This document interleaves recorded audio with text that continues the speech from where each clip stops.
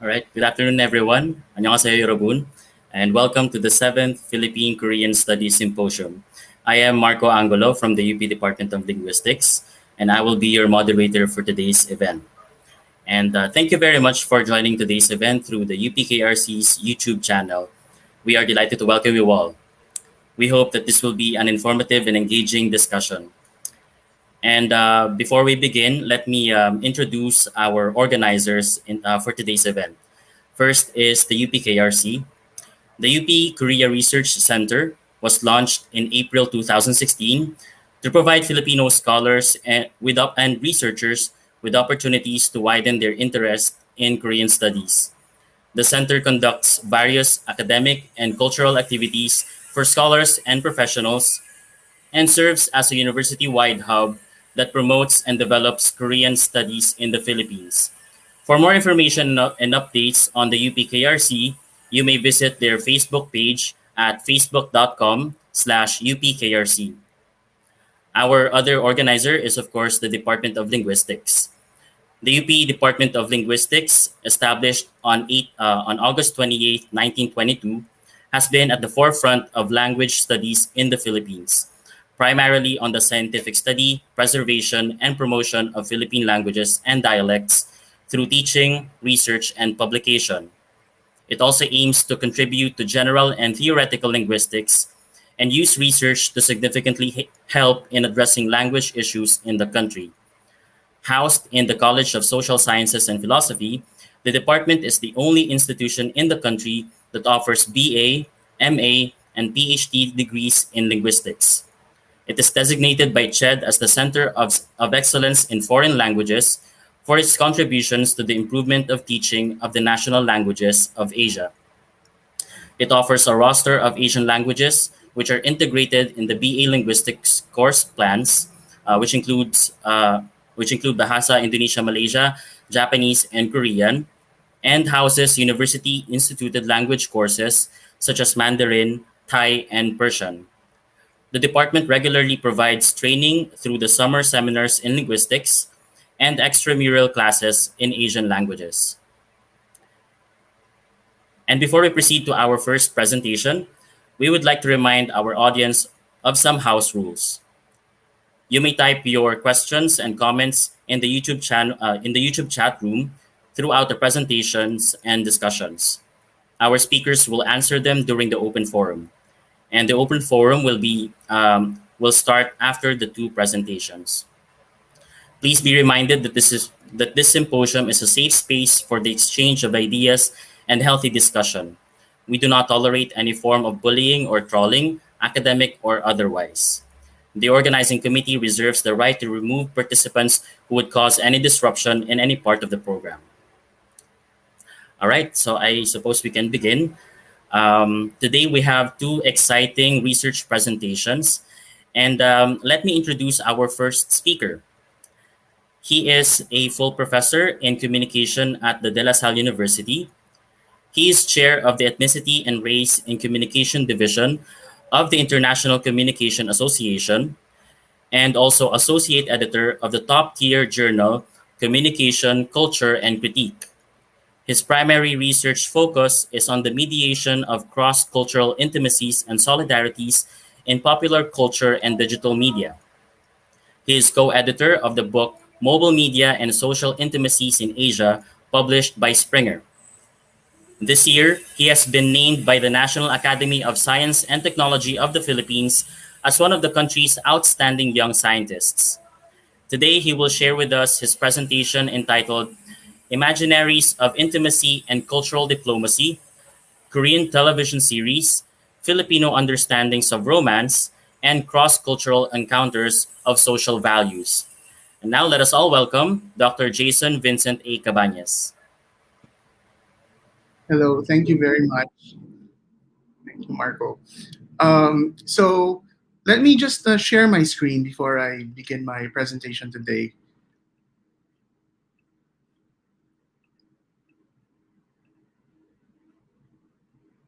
All right. There. Okay. Before I begin, I wanted to say thank you first to the organizers of the symposium and also to the funders of this project, the Korea Foundation via the UP Korea Research Center. And I think it's also important for me to say thank you to the people that have helped me um, try to think through this particular project or who have given me research support in the last few months. So I'd like to thank uh, Dr. Leah Oitioko, Professor Cheryl Soriano. I'd also like to thank Leslie Po. I'd also like to thank Hannah Sab and Cass Almares and Pam Hakar, who have all been very, very collaborative with me in putting together this project. And in many ways, I'm both excited and nervous to present what I have today. Excited in the sense that the last time I did something that was related to Korea was when I was doing my doctoral dissertation now many years ago. In fact, the last time that I was doing field work about Korea was a decade ago, and I did research on the lives of Korean migrants living in Metro Manila, and also what Filipinos in Metro Manila thought of these migrants. So I'm happy to return to this particular topic. But I'm also slightly nervous because it's this first time I'm going to present my data from this project. And in some ways, part of me is still swimming in the data. But I have tried to kind of extract an initial theorization of what I found on the ground whilst doing my work. So I really do hope that we have an engaging conversation later. I'd love to hear your ideas about how I might think better through these data that I have. So I'd really love to hear your thoughts a little later on. Okay, so the title of my project is Imaginaries of Intimacy and Cultural Diplomacy, Korean television series, Filipino Understandings of Romance, and Cross-Cultural Encounters of Social Values. Okay, so I'd like to begin by saying as well, or kind of like, establishing my positionality as a scholar. I guess part of my nervousness comes from the fact that I'm not necessarily a Koreanist, as many of the experts are here. But my work is, as Marco introduced earlier, is really from the prism of media and communication studies. And I'm very much interested in cross-cultural solidarities and intimacies and how these are mediated today. So I am coming at this topic from this particular prism, and particularly from the context of someone who studies Korea from Metro Manila. Okay, so I have disclaimer, I have never been to Korea. I would love to. Maybe after the pandemic, I finally can. But my work is very much situated in the context of my interest in the distinct post-colonial multiculturalism that we have here in the Philippines capital. And so, in relation to this broader umbrella of my study, what got me to this particular research that I'm going to talk about today is my interest in how intimacies in Metro Manila have always been globalizing, but this kind of globalizing intimacy has intensified, I would say, in the last few years. And in fact, we might say that Metro Manila is really at the forefront of the intensifying globalization of intimacy. What does that mean? It means that Metro Manila is a place where you find people increasingly exploring cross-cultural relationships. But not only that, it's a place where people begin to encounter different imaginaries of intimacy. But that means different ideas about how you go about dating, whether you have sex or not. Whether everything leads to marriage or those kinds of questions. So these are things that people in Metro Manila are encountering, kind of like different ideas around this. And of course, this is Asia-wide, and I'm just using Metro Manila as an exemplar of these changing dynamics and ideas around contemporary intimacies. And my interest in this particular topic stems from how I would argue, Of course, things such as politics and economics, these things are very important. But intimacy is also very central in our lives. And in many ways, it's politics with a small p. Because if you think about it, one of the ironies of intimacy is that it's actually one of the most contested things. It's supposed to be about, we usually think about it in terms of love and romance, but there's so much contestation about the boundaries of intimacy. And in many ways, the way we imagine intimacy reinscribe, but also challenge particular social dynamics that we have, the barriers that we put up. Who can you marry? Whom can't you marry, right? Are you supposed to have just heterosexual relationships? Can we do gay relationships, lesbian relationships, trans? So these are very contested questions. Are you supposed to marry someone outside of your culture? Or do you even have to marry at all? So these are very challenging questions that face our contemporary society. And as intimacy is really kind of like a prism to view how our different cultures kind of intersect with each other. So it's with this broad background that I'm approaching my study on K-drama audiences. And so I'm trying to do two things in this particular research. One is to address what we call in media and communication research as the doubly articulated role of media, and try to connect it with this idea of globalizing intimacies. So what does it mean that media are doubly articulated? What I'm trying to say here is that media influence us in two ways. Media influence us as a technology, like mobile phones and dating apps and all these things. But media are also content, such as K-dramas, right? So there's a double articulation of media as both technology and as content. And the work that I've done recently has primarily focused on media as technology. As was mentioned earlier, I co-edited a book which came out last year on mobile media and how that's shaping or contributing to reshaping intimacies in Asia. So for this project, I wanted to attend to the other articulation of media, which is as media content. Okay, and of course, I'm not the first one to look at K-dramas and how audiences in the Philippines engage with K-dramas. As you can see on the screen, I've listed down several authors who've thought about intimacy in relation to technology, such as Labor and Lorenzana, but also scholars who've also done work on K-dramas and how Filipino audiences engage with them, like Korea and Espiritu. So what I want to do is kind of put these two in dialogue, the interest in intimacy and the interest in K-drama audiences. And what I want to do is to explore whether and how contemporary K-dramas actually shape imaginaries of intimacy of its Filipino audiences. So that's kind of like the first thing that I want to do. The other thing driving my work, and here I would really love to hear your thoughts about this, because I'm not really a scholar of cultural diplomacy, although I have listened with much eagerness to the keynotes yesterday and earlier today as well, and I learned a lot from that. But what I wanted to do was to come from my field of doing ethnographic audience studies and to try to bring that in dialogue with people who study cultural diplomacy.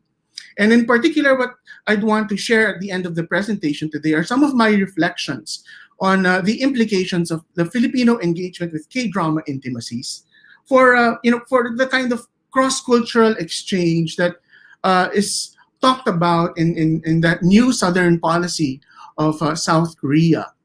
And in particular, I wanted to say a few things about, could it be possible with Korea being an increasing true global contraflow, could it find a way to be non-imperialistic in doing that, not take the route that the West has taken, and in particular in our Philippine experience, the Anglo-American route of popular culture, which can be quite imperialistic in many ways. So I wanted to kind of address that, but from the perspective of audiences, what audience studies can say about cultural diplomacy studies. Because certainly there's been lots of work on K-drama audiences and intimacy and cultural diplomacy studies, but they're not necessarily in dialogue with each other. So I'm trying baby steps to kind of pull them together in some ways.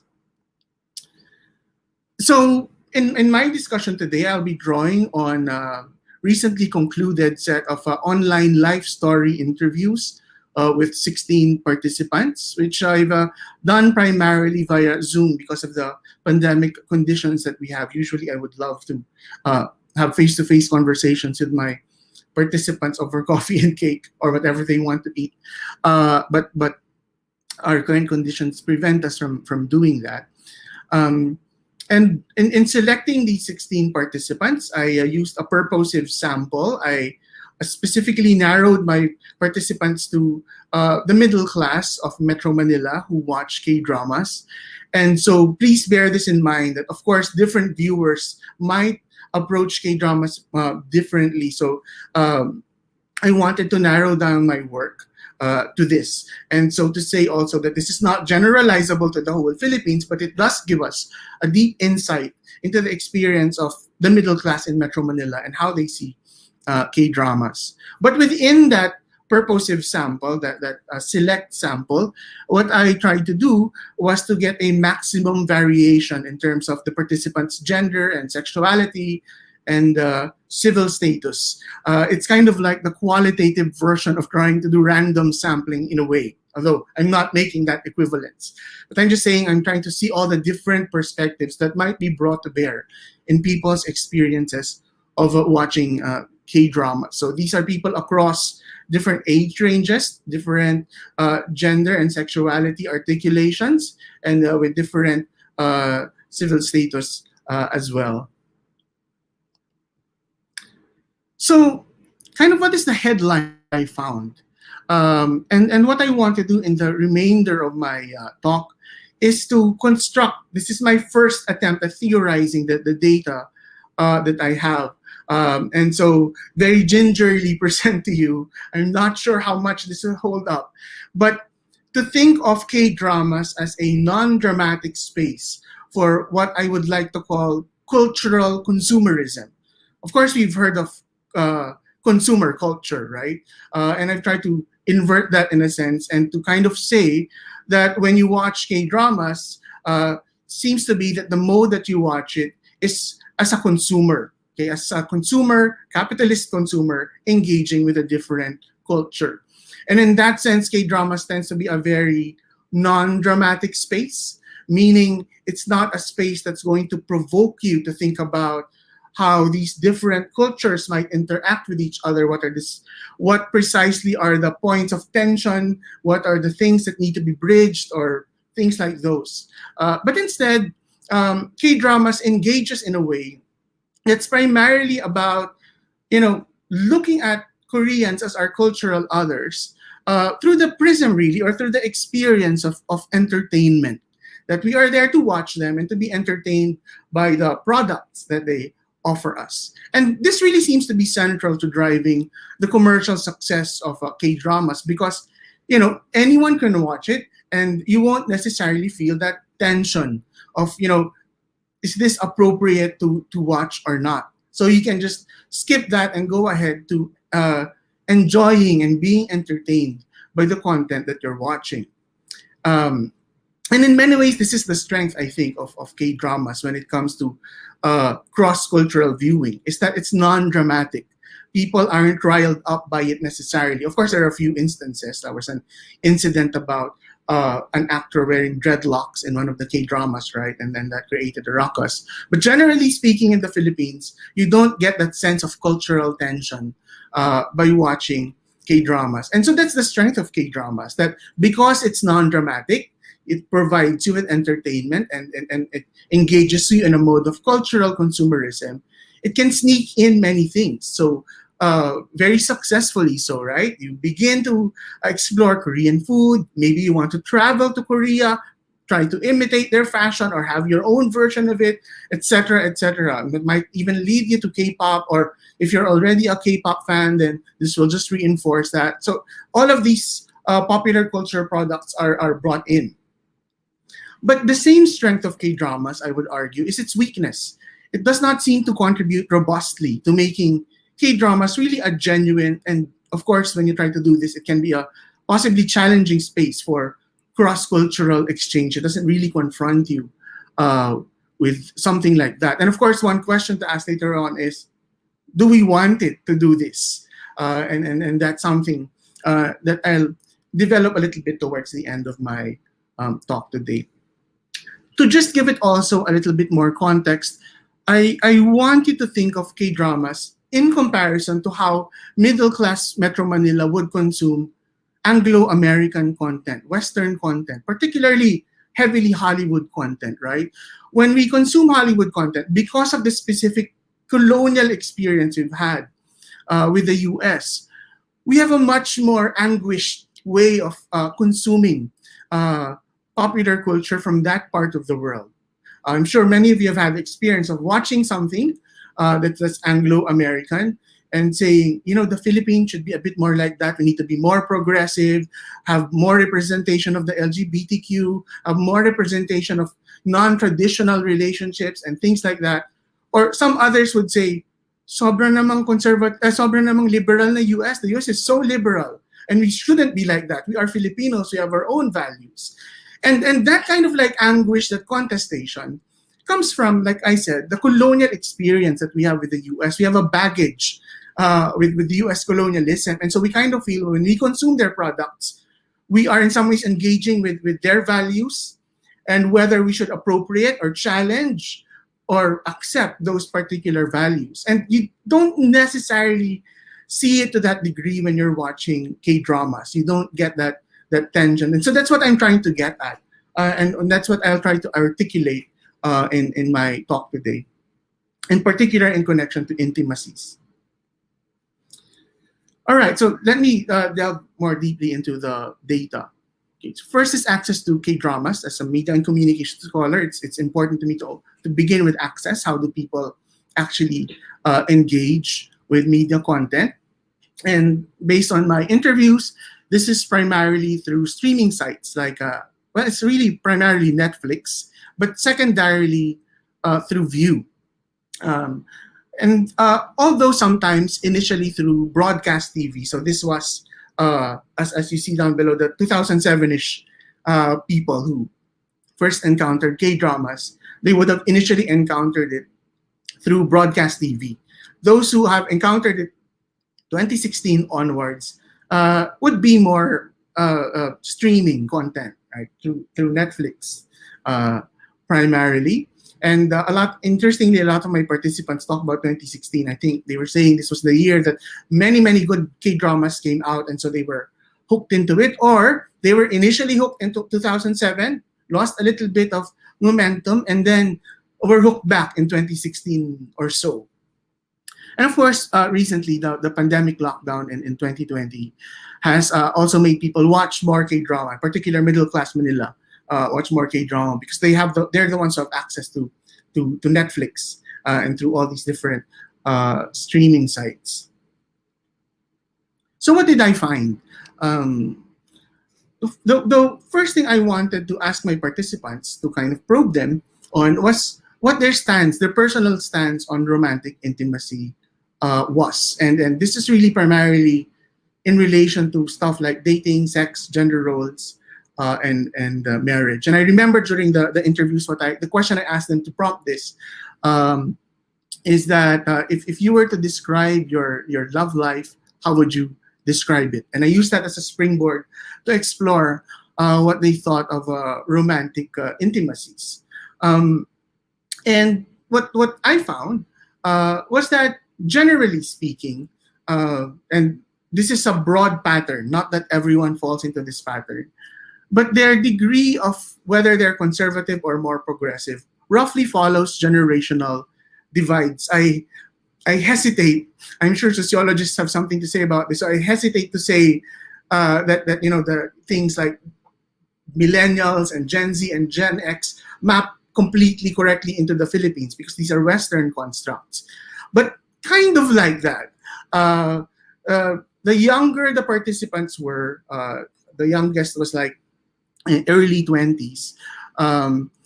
The more progressive their ideas were when it came to dating, sex, gender roles, and marriage. And the older they got, the more anguished they were. They were partly progressive, but still bits were conservative.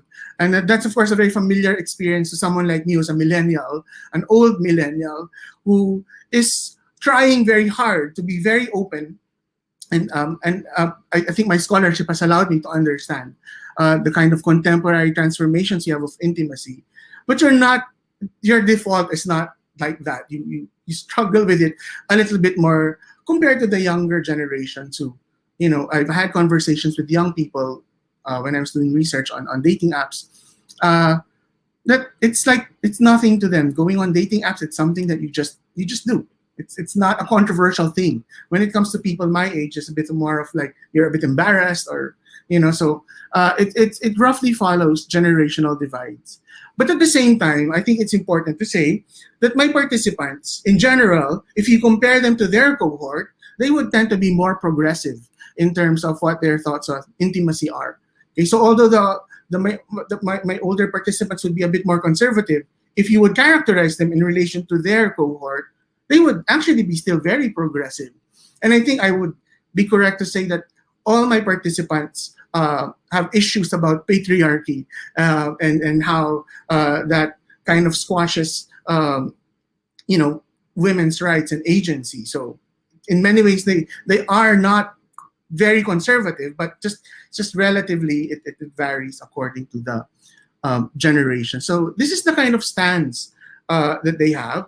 And in many ways, you have to contextualize this in the context of, put this in the context of Metro Manila, middle class Metro Manila, where you find that, well, based on my previous research, that the middle class primarily are increasingly progressive in private, but it's very hard still to express that in public discourse, which is predominated by Catholicism and Catholic conservatism. So you would find that although people are actually more quote unquote liberal in private, they won't necessarily express that in public. They would still be would toe the line because there's a strong censure about being not conservative in this country.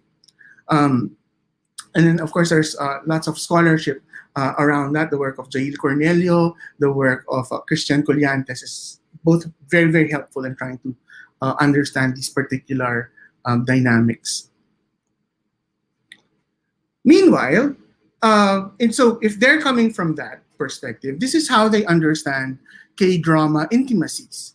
So for them, K-dramas are, especially those who have watched it for a long time, they characterize K-dramas as becoming increasingly progressive when it comes to intimacies. But generally speaking, it's similarly, or if not, more conservative than the usual Filipino imaginaries of intimacy.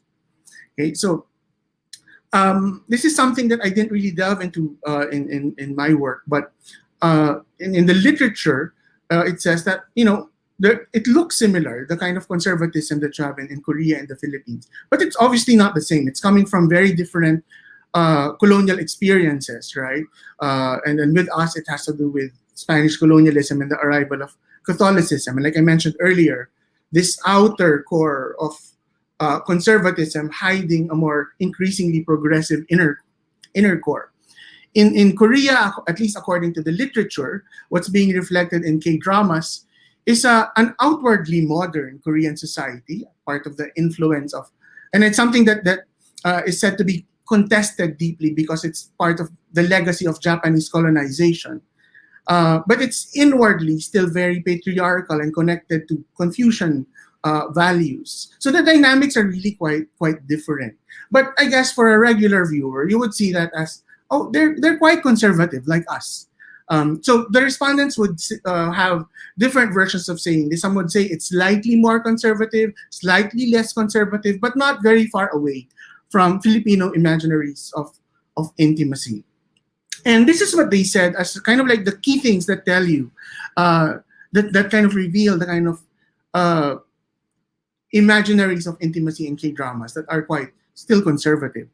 This would be the narratives of destiny. So this idea of fate, that you're destined to meet someone, or this absence or glossing over of sex in romantic relationships. It's either not shown or it's just implied.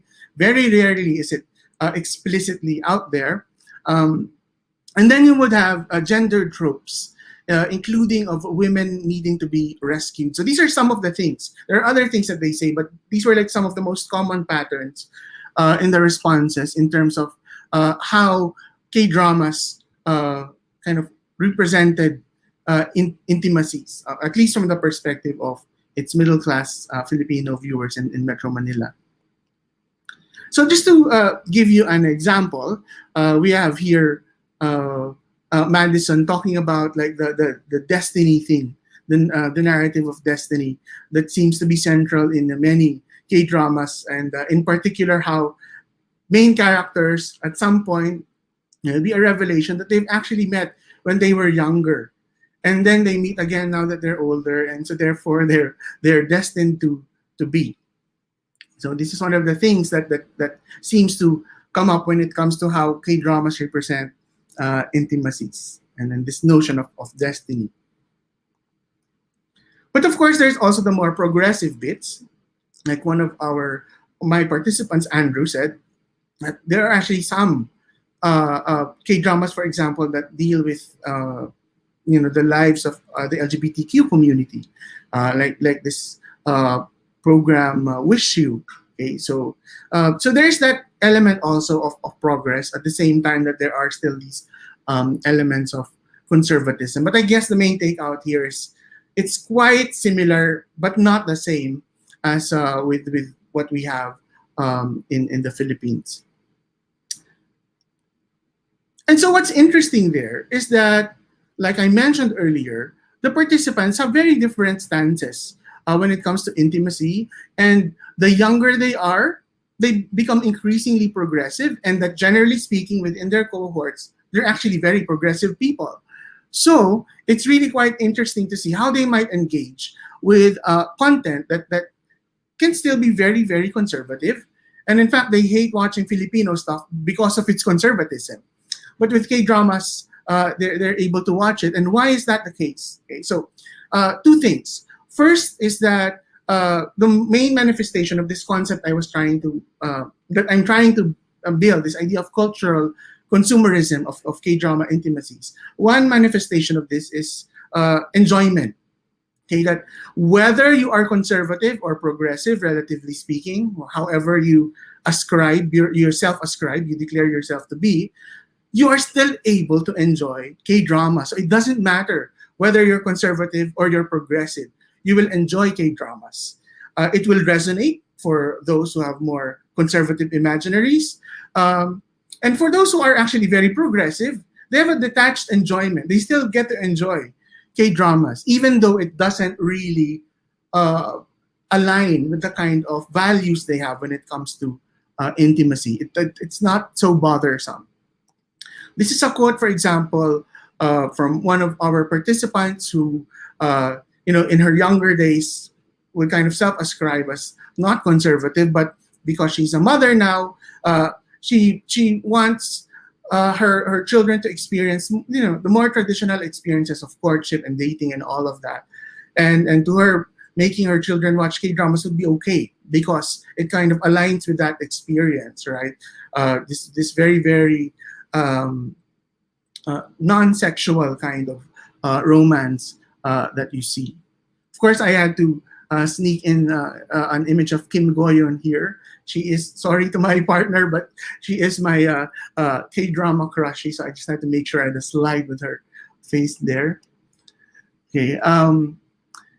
And then for my participants who were more progressive, this quotation from Audrey kind of crystallizes their position. That it doesn't agree with my values, but I can enjoy it. It's just a story. It's just a way of escape. It's not necessarily going to change my view of intimacy. So I'm here to just enjoy the narrative.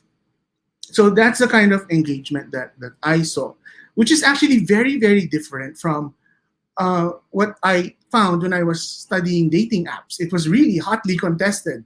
But K-dramas don't engage you in that way. And I think this is the reason why they are able to enjoy K dramas despite whatever, whether they're conservative or they're progressive. It's because they appreciate the superior production value of these programs. It's not necessarily about the social values. Although those who are more of the conservative persuasion would love the social values that are on display. But generally, for everyone, it would really be the superior production value. These were some of the key kind of themes that emerged in the interviews. An innovative and compelling storytelling that, what participants said is that you have the same story actually, but the way it's told and the twists and turns before you get to the ending, that's amazing. And it covers a lot of things. Stories of lawyers, stories of doctors, stories of students trying to get into university and their parents. So very, very wide range of narratives. So different ways to tell. It might be a stereotypical narrative, but the way that you tell that story is very creative. So it's very innovative and compelling. And then the excellence in the acting of the K-drama stars that even I myself sometimes don't recognize one star from a particular star from one show to the next because of how differently they appear and how differently they act in these different dramas. And also, fresh takes on fashion and beauty was another thing that the participants mentioned. That it's very refreshing to see a different way of performing yourself. And so all of these things people are able to enjoy in K-dramas. I just pulled out a couple of quotes to kind of reflect these things. Here we have a quote from Catalina, who initially didn't want to watch K-dramas because, it's just about love stories. But when she got to see one with her daughter, she realized that, it's usually just love stories, but it's told in such an amazing way that you really get hooked on it. And so since Memories of Alhambra, she's watched many, many K-dramas since. Can't remember the exact number now, but I think it's in the 60s or something. And then here, Erica talks about the way that the actors dress in K-dramas, and part of this also is that some of the participants talk about how it's also not just a refreshing take on how people dress, especially the males, but also a different kind of male sexuality, not the Vin Diesel super macho type, but a different kind of male sexuality that's also very refreshing and also very attractive. Okay, so with this kind of cultural consumerism at play, and so now I'm coming to near the end of my presentation, what my initial thoughts about this is that, yes, in many ways, K-drama intimacies really help sell Korean popular culture and even Korean culture more broadly. Like I said, people become interested, or they actually have traveled to Korea. They wear Korean fashion. They eat Korean food. I'm sure many of you have had this shared experience with me that late at night you're watching a K-drama and they eat tteokbokki or something, and you order online. Or I've managed to taste makgeuli already because I was watching Vincent and it was there, and I want to know how that tastes. So K-dramas are able to do that, but it doesn't necessarily open up spaces for genuine cross-cultural exchange for us to really get to know the nuances of Korean culture. In fact, other things do it better. Like other media, like variety shows, talk shows, and YouTube videos, do a better job of showing us the complexities of Korean culture and Korean intimacies. And of course, real engagement with actual Koreans, or those who are around us here in Metro Manila, or for the lucky ones who have been to Korea, you'd have a better sense of Korean intimacies. Like I remember one of my participants saying that, when I went to Korea, they were very much more PDA, public display of affection, than I thought they would be. Okay, so which is very different from what we find in K-dramas, right?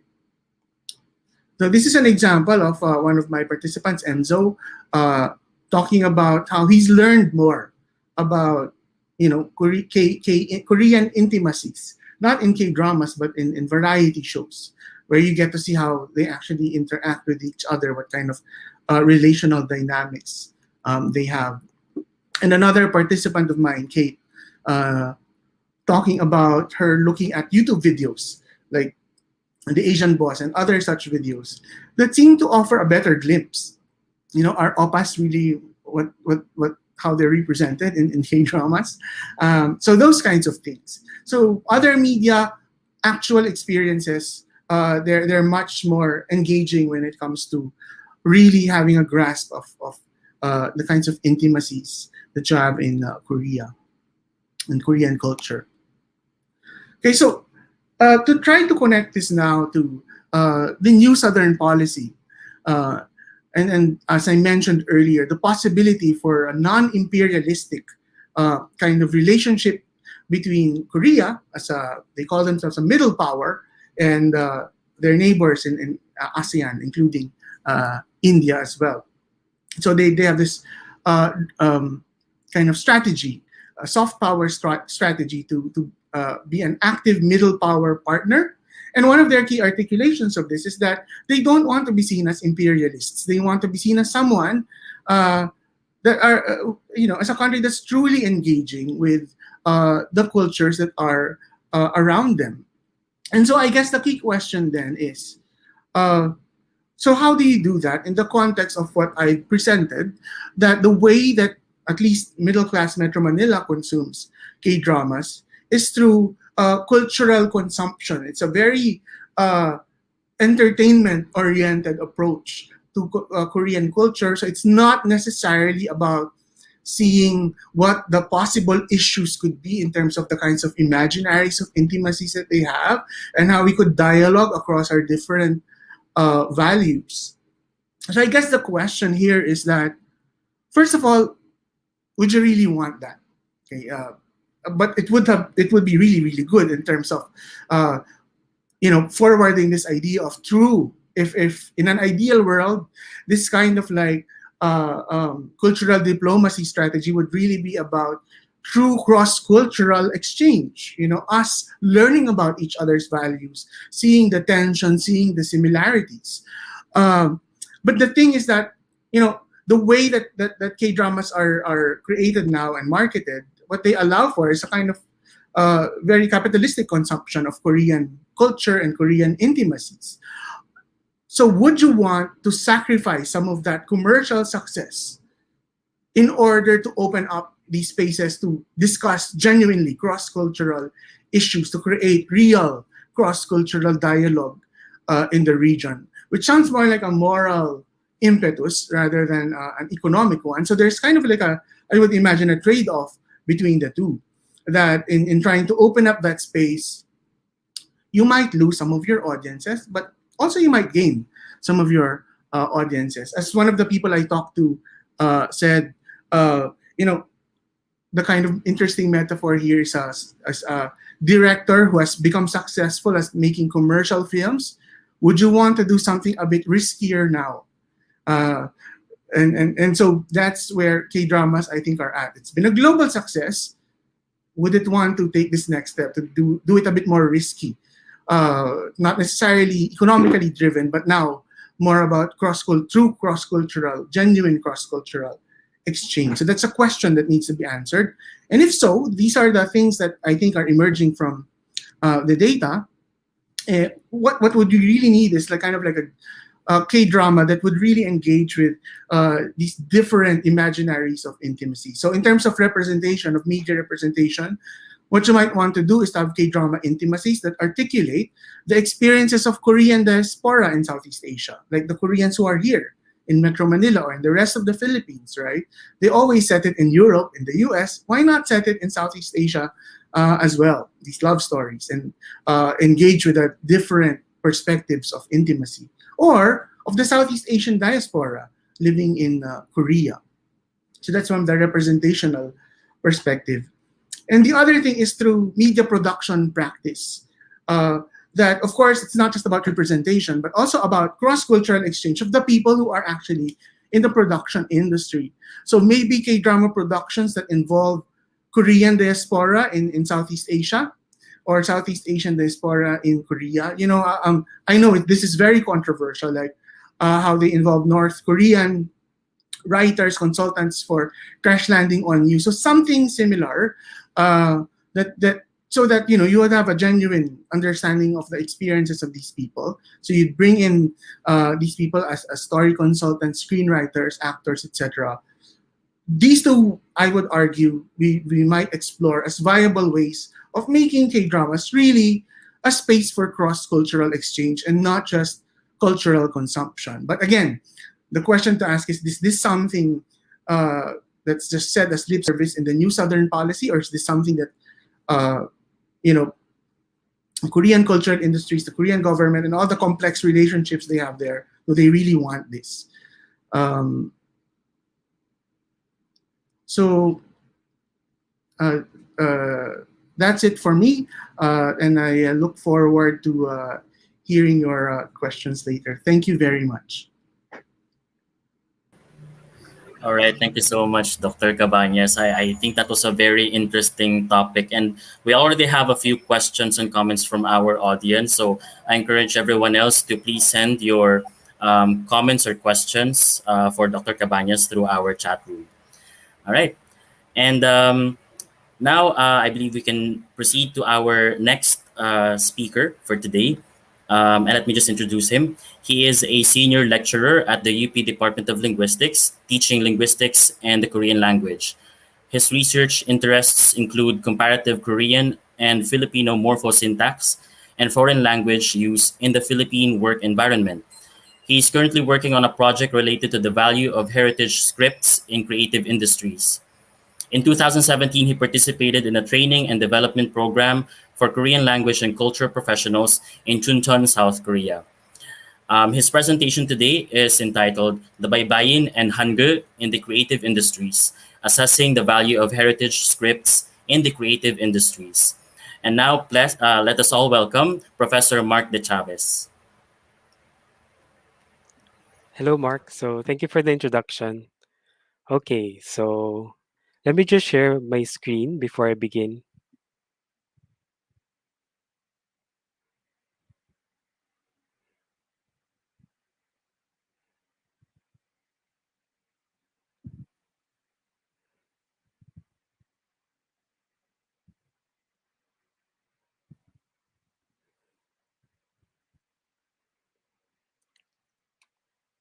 Okay, so ayan.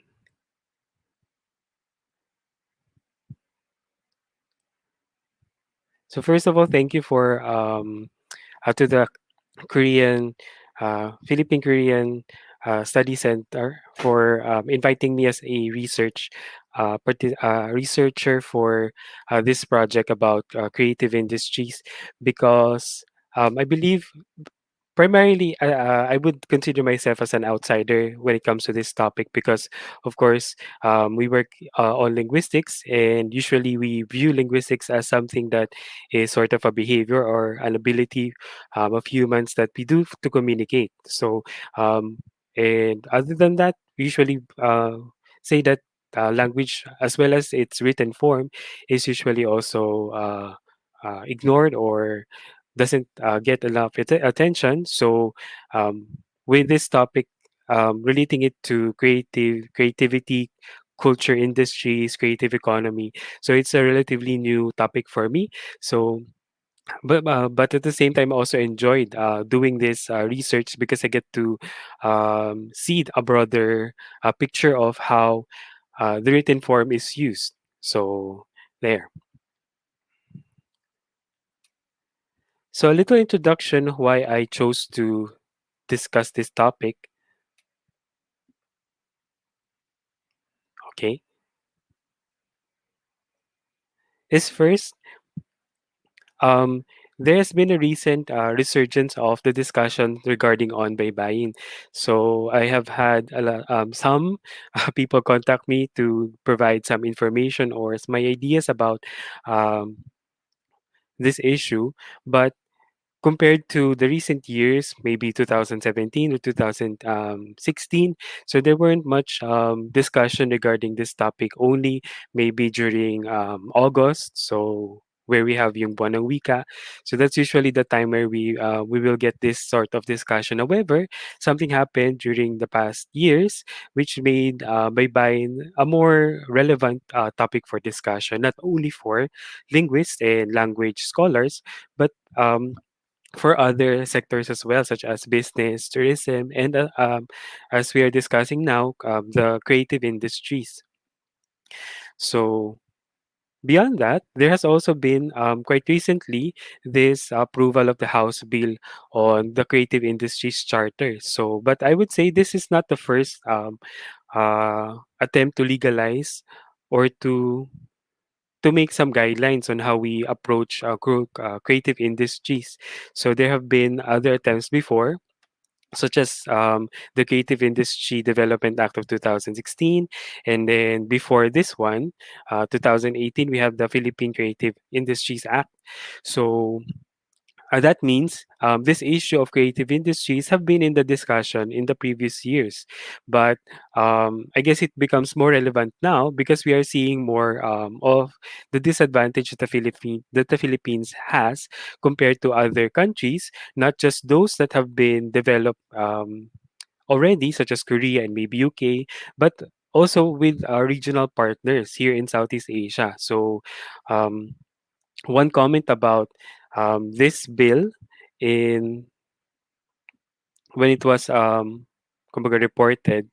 This one is quite recently that um, the founder and president of the Creative Economic Council of the Philippines, which is a non-government organization that promotes equity, or maybe actually I don't know the term exact term, but improving policies related to this sector.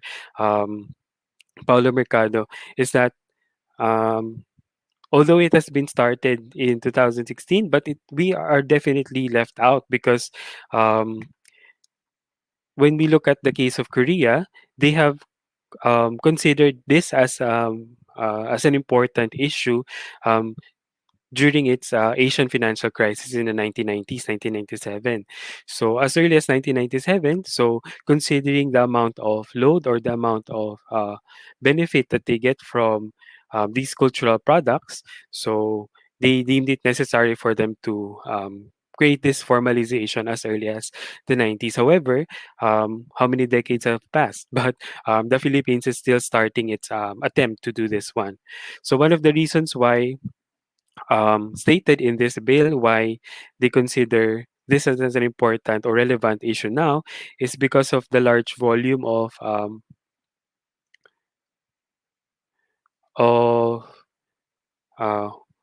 worth that the United Nations Conference on Trade and Development has reported when it comes to the Philippines worth when it comes to its creative goods in 2014. So 2014 so marked big worth in creative products, so amounting to 915 million, more than 15 million. So as an important motivation. So of course, there are a lot of discussions regarding cultural heritage as well as cultural products. If it is of course, should we value it based on its economic merit or based on its potential to enrich its citizens or people who practice it. But to limit our discussion, of course, this will be just one of our parameters or things that we look at when it comes to evaluating the value of things such as baybayin, which is also a cultural heritage when it comes to this sphere. So there. And initially, I wanted to make it really connected to creative industries, but due to the situation last year, which I would report also had an effect on the development of baybayin and its discussion, so which I will talk about later. So I sort of modified my perspective. So I also initially, as an outsider, wanted to attempt to enter this discussion in the creative economy sphere or perspective, but um, based on my knowledge, I find that we can also evaluate this one based on what we use as linguists when it comes to analyzing vitality of languages. So that's what will basically what I'll be talking about in the first part, and then I will proceed to discussing how the discussions have gone so far when it comes to baybayin um, and its relationship to the creative industries. So relating to the topic of my research, so when it comes to value, so as a linguist, I'm very much interested in interpreting what people say. So what do we say when what do we mean when we say we value by buying? First, of course, we can interpret it as in a basic sense. Is it good or bad? So of course, as Filipinos would say it's good. However, we will see that institutionally there are some limitations on this interpretation because um, certain institutions in our government would promote uniformity, so homogeneity and standardization. However, baybayin actually poses a threat to that. So because it proposes an alternative to representation of the language. So is it good or bad? So personally, of course, you can evaluate this one, but we can also see how other institutions view this um, thing. Next, so what does it represent? What does it mean for us as Filipinos? So, as I mentioned, it's commonly categorized as a cultural heritage. It means we can use it to represent the people um, it belongs to. So, however, um, there's also issue when it comes to interpreting it as um, cultural heritage of the Filipinos. So it's a common discussion or point for debate when the baybayin was supposed to be the national writing system, that it only represents Tagalog speakers. So in that regard, so as a cultural heritage, so which group of people does it relate to? And next is how much is it worth? So once again, we can evaluate this one for its economic value or market value. So how much do people actually want to pay for something that is designed using by buying, or how much do people actually want to learn by buying and willing to spend money on it? So, and what other products can be developed using or related to by buying? So, and so these are some of the questions that we can ask when it comes to value. However, given the limitations of my research, so I will be evaluating, or I will try to evaluate by buying based on the efforts that have already been allotted to by buying, such as institutional support, support from the public when it comes to consumption of goods related to this design or cultural heritage. So that would be primarily the basis for our valuation. And in addition to that, a linguistic perspective wherein we see if baybayin is going to survive, if it's actually going to enter our linguistic repertoire as Filipino speakers. So first, I'm going to discuss baybayin relating it to its vitality. Yeah. So no single factor alone can assess a language vitality or its need for documentation. Vitality is an important issue or aspect or topic in linguistics because of language endangerment. So first, we have to assess if the language or a linguistic form is vigorous. To see if it needs more preservation efforts, documentation, as well as invigoration. So languages that are more vigorous, or linguistic forms that are more vigorous, we would um, or the assumption is we don't need to allot more resources to those languages or linguistic forms because it will naturally thrive. So those languages that have lower grading when it comes to vitality, that means they are near extinction or very much endangered. So they would need more effort, more resources for propagation. So in this regard, we are viewing baybayin as a linguistic form, a form of language that can be assessed as either vital or endangered.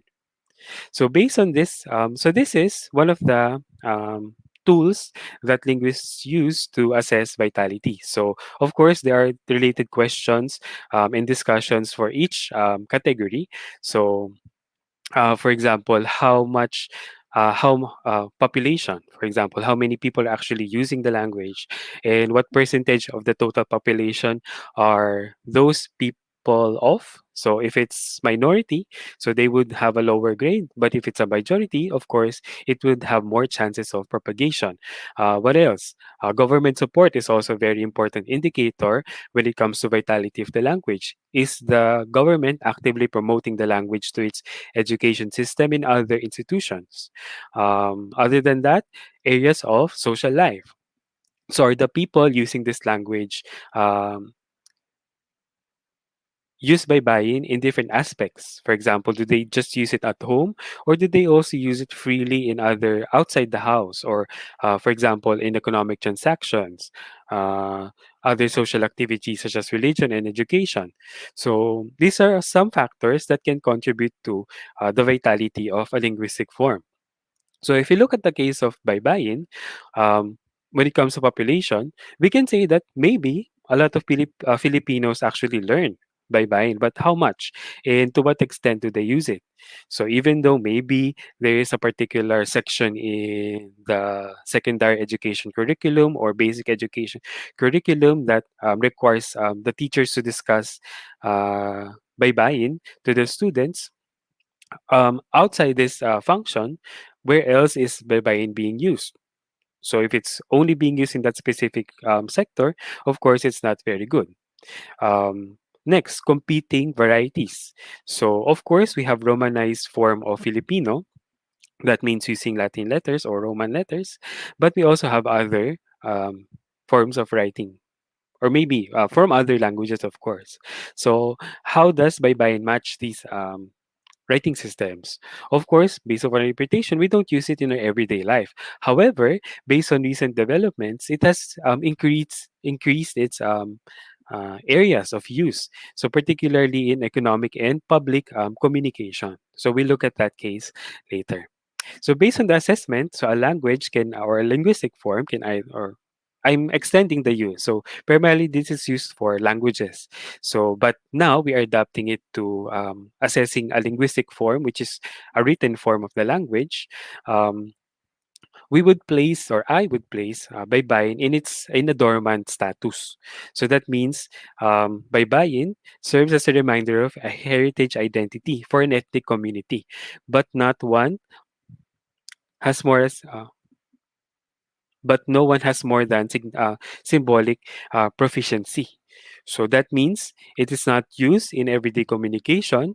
It is primarily centered in discussions when it comes to cultural identity. So or when we say this is Filipino heritage, or when we see it in the museums, those will be instances of its usage in a more heritage way. But in another sense, if it's not heritage or symbolic proficiency, so you would have to use it in texting or maybe writing your school reports. So but as it stands, so we don't use it in those regard, or largely in those regards. So that is why I've placed it in a more dormant position. It is not considered as vigorous because, as you can see, it's not used as in face-to-face communication or in everyday communication like texting.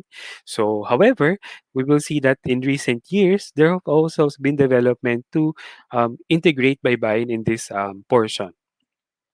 It is also not developing because we don't see standardization efforts in our government institutions. Primarily, the standardization efforts are related to major languages, some minor languages, and primarily the national language. So those are the languages that we see some primers or maybe guidelines on how to use them.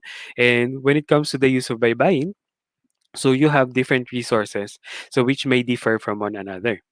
And of course, based on the interpretation of the user. It is not educational because we have here the stipulation that it has to be used widespread system. So as we know, it's not required for a general program, for example, in a tertiary level. So, and if it's discussed in the more basic level, so it comprises a very small amount of the time used in discussions. So wider communication, of course, no. National, so we will see that from dormant, there has been an attempt to elevate the status. Kumbaga, what do we say this one?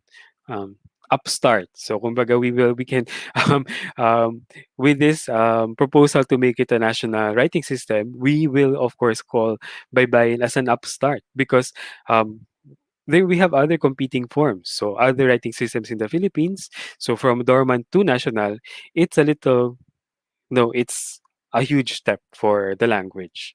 So there. Okay. So once again, baybayin is dormant. So next slide. So baybayin is dormant related to its heritage value. So not vigorous, not developing, not educational, based on our definitions. And there is actually an alternative label for that maybe we can consider is reawakening. So are the members of the community actively promoting and developing the language so that they are next generation users there. So, however, considering how language education goes, that we have to start in an early age, and then there's a continuous use and broadening of the use of this linguistic form, we can consider it as reawakening. So we can maybe if we imagine it as reawakening, it is not just taught for one unit in your language class or in a Filipino class. It would have to be used in composition, as well as we would have some uh, essay writing competition in this form, or maybe there are more instances of use outside the classroom. So as we can see, so we are not very much engaged in reawakening by buying. There are attempts, but um, when it comes to status, we can call it reawakened just yet. So on the other hand, if we look at the writing system of Korean, which is Hangul, automatically we it has a national status because it is the standard orthography for the de facto national language, which is Korean. There are no other competing orthographies. There is a Romanized orthography for Hangul. However, if we go back to our previous slide, the Romanized version, which uses English letters, is not vigorous, it's not developing, and it's also not educational because what is primarily used in instruction among Koreans is still Hangul and not Romanization. So in that regard, so Hangul would be um, would have a more vital status rather than Romanization. Romanization of Korean alphabet or Korean language is a different category. Okay, so there. So the next question is value. So I have just discussed what is the linguistic value of baybayin and Hangul in its speech community. So we see that baybayin has a limited value. So it's valuable, but it's not much. So it's heritage value. So where else can we get this interpretation of value? So we can see other instances of expression of its value with other institutions related in our society. So government institutions. So some of the institutions that I have surveyed for this study is, of course, we have the National Museum, which is related to propagating and promoting cultural heritage, not just to um, our society, but also to foreigners. So I also surveyed the Cultural Center of the Philippines, which in my part, there was a misinterpretation because if you look at the definition for Cultural Center of the Philippines, it's more performative art. But of course, they also have visual arts. So what is more related to baybayin, so more fit institution would be the NCCA.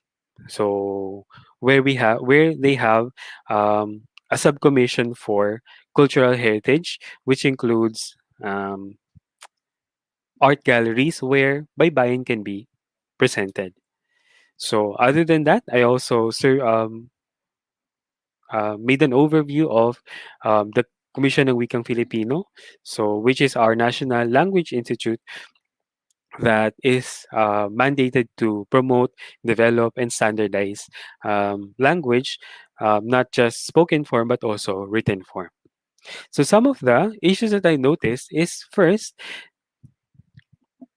particularly related to the National Museum, there appears to be this idea that baybayin is primarily cultural heritage.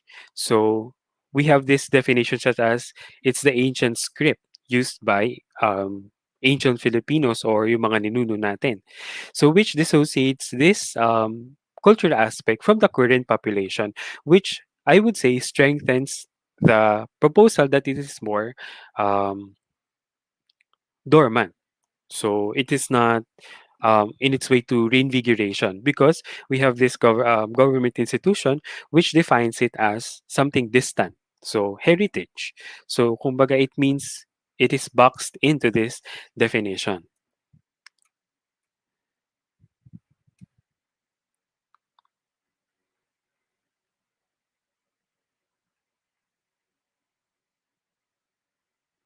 Okay, so next, there are competing regional systems. So once again, I noticed this one with how the National Museum would choose which types of scripts or languages would that will have their own exhibits. So, of course, with the information structure that we have in the Philippines, that is one limitation which is why I would say the scope is quite limited. So I have no access to previous programs and previous exhibits of these institutions to really say if they have a lot of resources or um, efforts for preserving or promoting baybayin. However, what I have noticed, going back to what I was saying, is that um, those writing systems that have their own exhibit and particular interest or particular attention are those that are regional. So if we check or if we consider what baybayin is and how people are or how the society is defining it, so categorizing it as a national writing system is a disadvantage for it when it comes to this institution.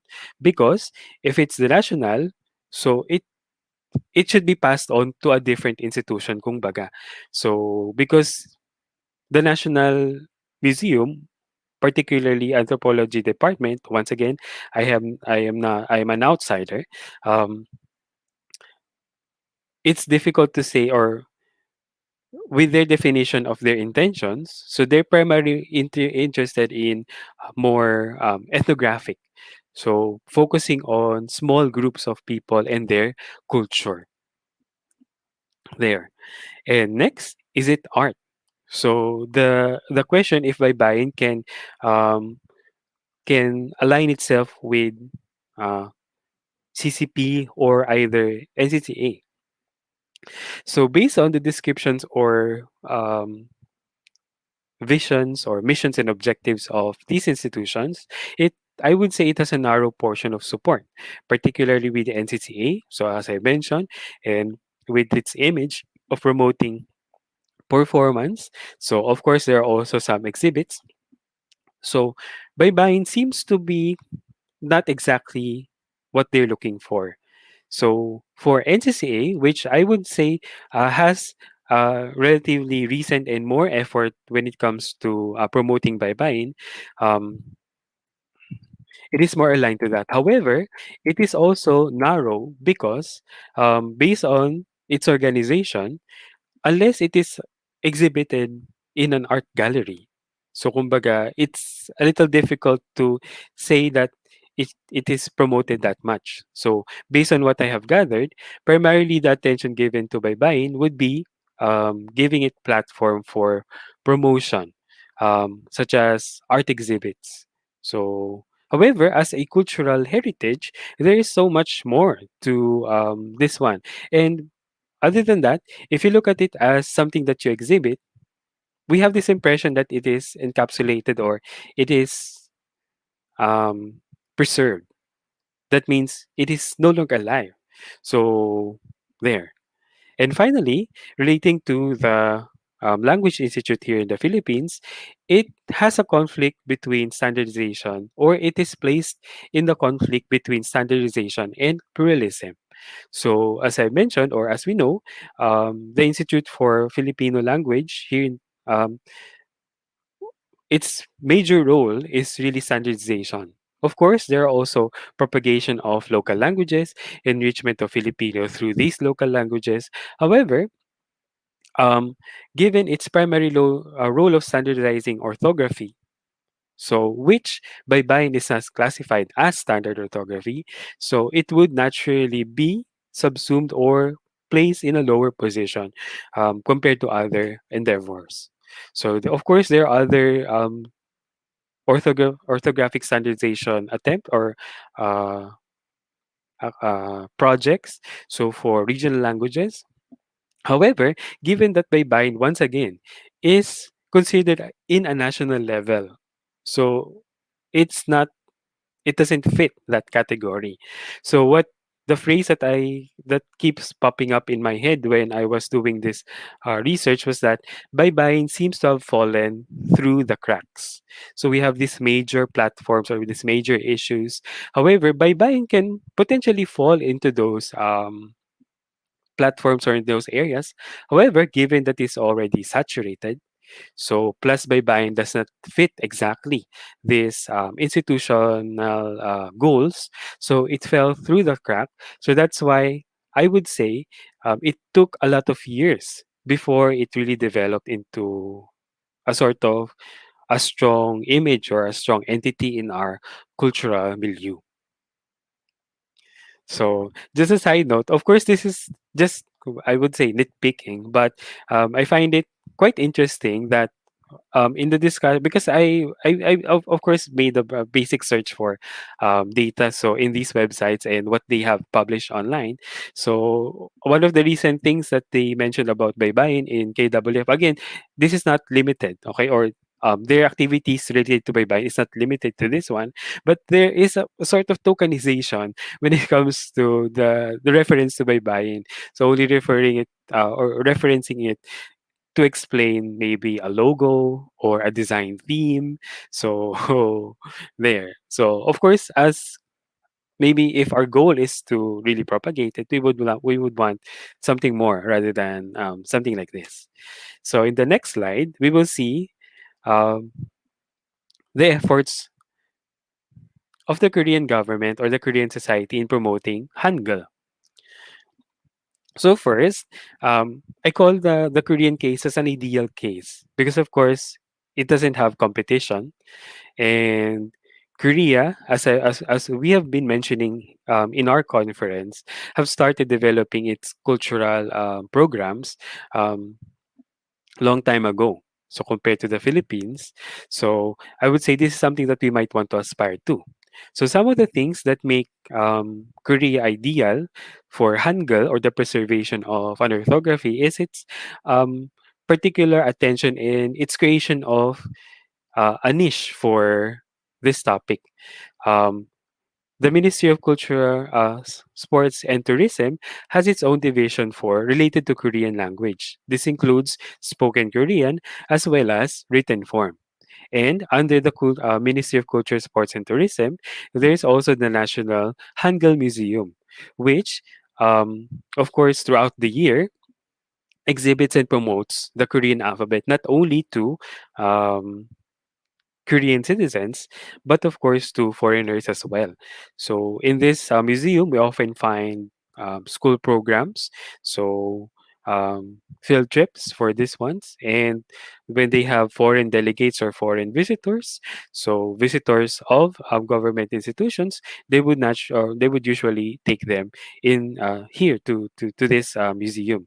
So with the task of collecting, preserving Korean Hangul related materials, research, and provide activities to the public. So beyond these efforts, so as you can see, it will definitely Hangul will definitely not fall through the cracks in Korea because there's a niche, there's a platform for it wherein it can thrive. So other than that, so there is also attempts to propagate it for future users or future users and future scholars that will focus on this topic. So we have the Korean National University for Cultural Heritage, wherein they have the Department for Intangible Cultural Heritage Studies. So for research and archiving, so and all of these activities that can develop Hangul. Next, the Ministry of Education. Under that, we have the National Institute for International Education, which further elevates the status of Hangul if you look at it in the perspective of vitality into more national level, which is higher than national, which means it is very unlikely for it to be disused or die out. So, promoting it to foreigners who would want to study in Korea, and also promoting it to Koreans that have been raised outside Korea to return to Korea. So, strengthens its educational as well as its national and international status. So, there. So, comparing it to our statement, is it valued? It is definitely valued. So, there are a lot of resources allotted to Hangul or to the orthography for its development.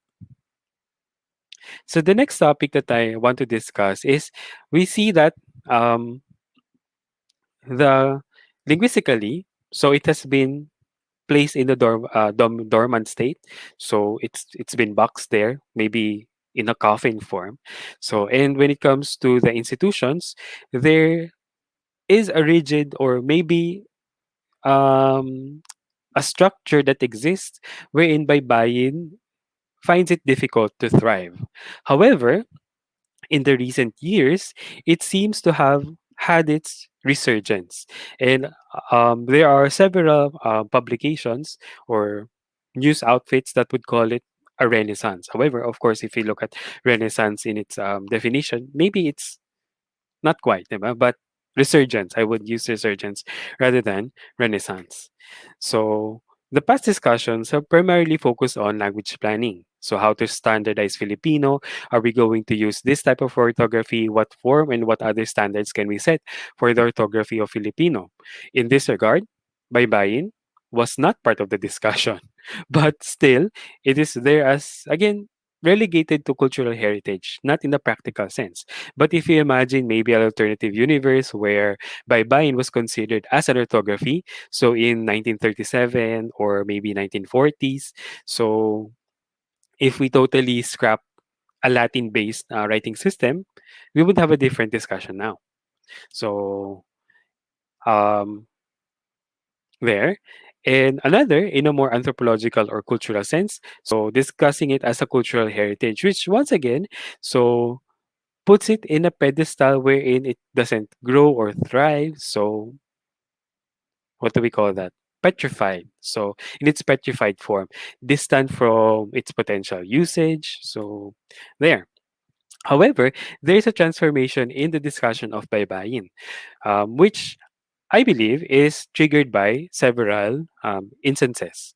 First, in 2018, so I call this a key year for Hangul, or for baybayin.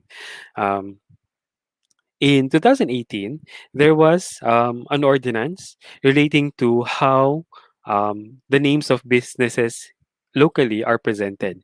Because before 2018, we noticed that there's an increasing amount of stores, restaurants, not only here in Manila, but as well as other regions that uses orthography that is not Filipino, Korean, Chinese, Japanese. So in 2018, particularly the Quezon City government has this ordinance that all local businesses should have local translations. So with this notion of local translation, maybe it sparked that notion that what is considered local? Is it Filipino? Or can we also consider baybayin as something local? So, and one of the things that I read about this one is there's also financial repercussions for breaking this ordinance, of course. So that means it is required. So after 2018, before 2018, because I also teach Korean language, what one thing that I always discuss with students or what we do as an activity is, okay, students go out and look for signages that use Hangul. So because those are the first lessons, and then read them. So, or maybe look for its meaning in your dictionaries. But these days, after 2018, it has been increasingly difficult to do that type of activity. Of course, other than the reason that we have the pandemic, but um, so before the pandemic. it made it difficult to do that particular activity. But nonetheless, it means that our the way we represent language has been transformed. So in this sector. Next, also in 2018, there was a proposal. So the House Bill 1022, so or the National Writing Systems Act, which sparked a lot of discussions relating to baybayin. So of course, the first question is, do we agree? Do we not agree? What are the repercussions for changing the orthography into baybayin? But as we can see, it has this trickle down effect that we saw a lot of individuals promoting baybayin, maybe not to this extent as national writing system status, but people are more open to accepting alternative representation of um, written language. So we saw different posts. What would Jollibee look like using baybayin, or what other outfits would look like using this orthography? So after this events, so there has been deeper discussions and the legitimization of by buying as part of the creative economy. That means there it can potentially be part of design, so part of cultural industry that we can evaluate. So one of the efforts that I saw, or looking back to the publications. So by the way, before 2018, what I noticed was um, usually it were they were comments on what is baybayin, or how do we use baybayin, what is its relevance. So what else? So before 2018, what is usually written about baybayin was um, what is the oldest literature written in baybayin, or maybe baybayin in government seals. So pretty much archaic forms, or maybe petrified forms, forms that no longer change or being developed. However, after or in 2018, this sort of literature is propagated. So baybayin new. Could this be our national font? So, which does not petrify by buy-in, looking at it as something distant and something that we will no longer use in our everyday lives, but an integral part of our functioning. National fund. That means it will be presented to us in national documents, public spaces, and even our personal communication. It can trickle down to those areas. So, also, there has been promotion. Calligraphy workshop will teach you how to write letters in baybayin. So this image of baybayin as something that can be part of our hobby, which means it's no longer just part of our cultural heritage and history, but we can actually practice it. So, and we can evaluate it. We can assess how much people actually pay for education for baybayin. How much will people actually pay to download such software? So another form of legitimization is calling um, activities related to baybayin as art. So this particular article on baybayin calligraphist Taipan Lucero, which his full name is here, so but that's his AKA name. So which I believe is a very key personality when it comes to this to I would say the history of baybayin, because in 2019 there were a lot of publications about baybayin with mentions to this individual. So and with this um, label of calligraphist, so it is, I would say, legitimized as an art form. So there are people who practice it.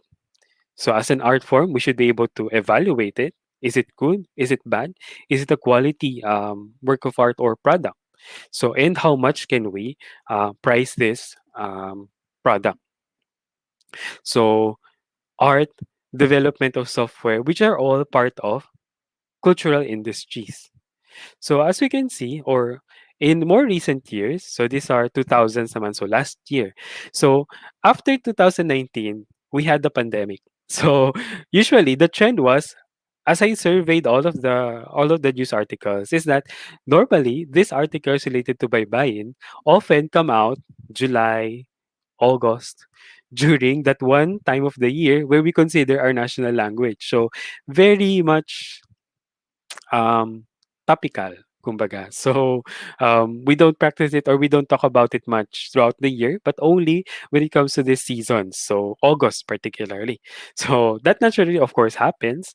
But Korea also has its national language day. But in 2000, in 2020, when the pandemic struck, there weren't much discussion on baybayin. Instead, there were these cultural products, or yeah, cultural products that are coming out, integrating baybayin as part of design. So utilized in everyday items such as jewelry. So also tattoos. So in discussion of, does baybayin now penetrate beyond cultural heritage, its dormancy? So we have to be careful because there is also that notion of fetishism. So do we fetishize the use of baybayin, or do we actually consider it as an integral part of our um, life? So, hmm. So that would be a question to ask also, if you're going to discuss if it is now exiting its status of dormancy, if it is more being revitalized. So nonetheless, so looking at these designs, so I would say it's effective in promoting baybayin. So who wouldn't want tattoos such as this? So, or necklaces that are more like a code. So, oh, what does it mean? It looks interesting, and it's uniquely Filipino. So in a more extreme approach to revitalizing or promoting uh, baybayin is this one. So in 2019, so apparently Boracay, with its redesigning or reinvigoration, 'di ba, it was closed down, and then people were considering how should we run Boracay. So one of the discussions here is, how do we present information in Boracay in stores? So how do we put a stamp that you are in Boracay and not in maybe Maldives or in other resort destinations? How do we know, or when you take a picture, people should know that you are in the Philippines? So one of the ways that they consider is putting baybayin in all of the signs. So if earlier, 2018, our only concern was the signages should be readable. So we should know what it means. It should be written in the local languages. But now it has evolved into adding other functions such as placemaking, which is definitely part of that discussion of cultural or creative industry or cultural economy there. So okay, so these discussions about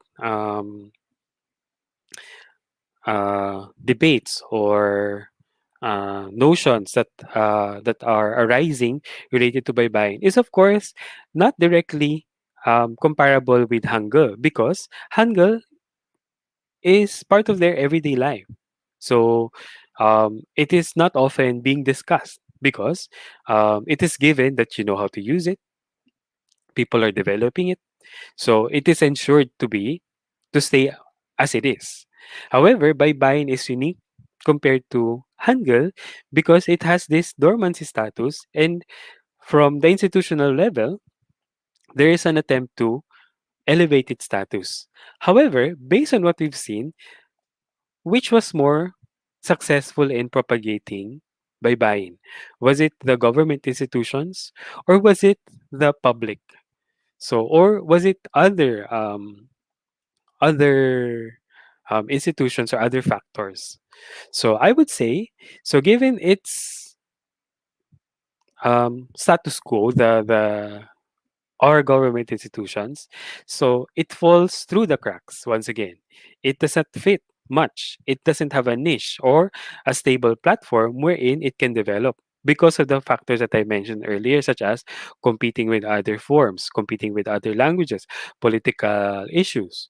So, so in that regard, it seems that the discussion was started in a more governmental level, in a more practical level, our need for information, and maybe also from our exposure to other systems of writing.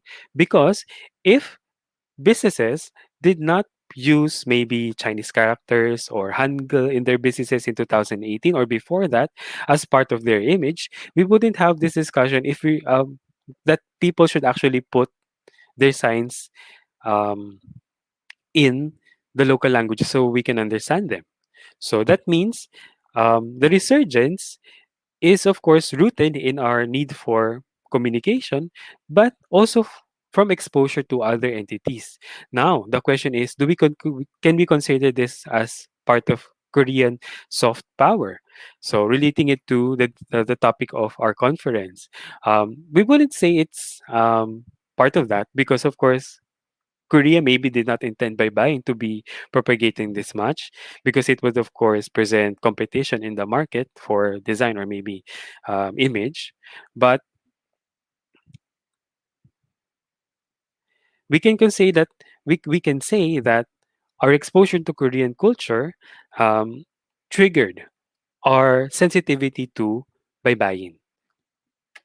Next.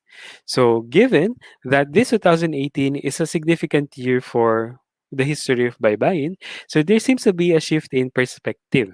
So, before, the discussion was cultural heritage. We see them in museums, art galleries. Now, it is a more creative um, factor or creative entity. So, things that we can reproduce. So, things that we can evaluate as art, calligraphy, and things we can create from, such as apps, designing jewelry. So, aesthetics. So, crossing that boundary from just cultural heritage to creative would potentially be um, so beneficial for baybayin if there are some institutions that would attempt to make it once again national level. So of course, the ideal approach here would be we should take it step by step, and apparently without or maybe with limited effort from our institution, so naturally, organically, it has permeated our more social and more practical spheres. So there, yeah.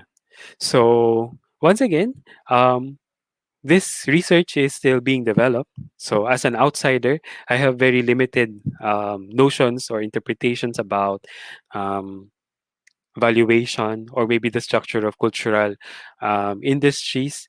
But personally, I found it interesting that um, something that me as a linguist would disregard as a factor for language revitalization or linguistic form revitalization would have a tremendous effect and tremendous positive effect for something such as baybayin. So maybe in the future we can some recommendations would of course be a more deeper understanding on how baybayin is being used in the market. So as element for design and image for products, as well as competition with Hangul, because of course, if we go to an average or yeah, in an average supermarket, so what you will see there is not only English letters but also Korean alphabet. So we have some beauty products that would use Hangul for its product name. But of course, under that you would have the English name, so that's part of the law. So that will be an interesting study as well in the future. Also, so when it comes to um, to the attempts to legalize or to elevate the status of Hangul as a national language, so we would want to see the IRR of course, these bills. So, how do we actually envision using Hangul as a national language? And next, so being inspired by how the Korean government institutionalizes its protection and preservation of the Korean alphabet. In Korea, there seems to be an overarching uh, overarching objective to um, preserve the Korean language, not just in selective or in pocket. So it doesn't appear to be a niche in at least in the Korean cultural ministry. So there are other institutions as well that can perform this function. So which directly uh, says that it has to preserve and protect the Korean alphabet.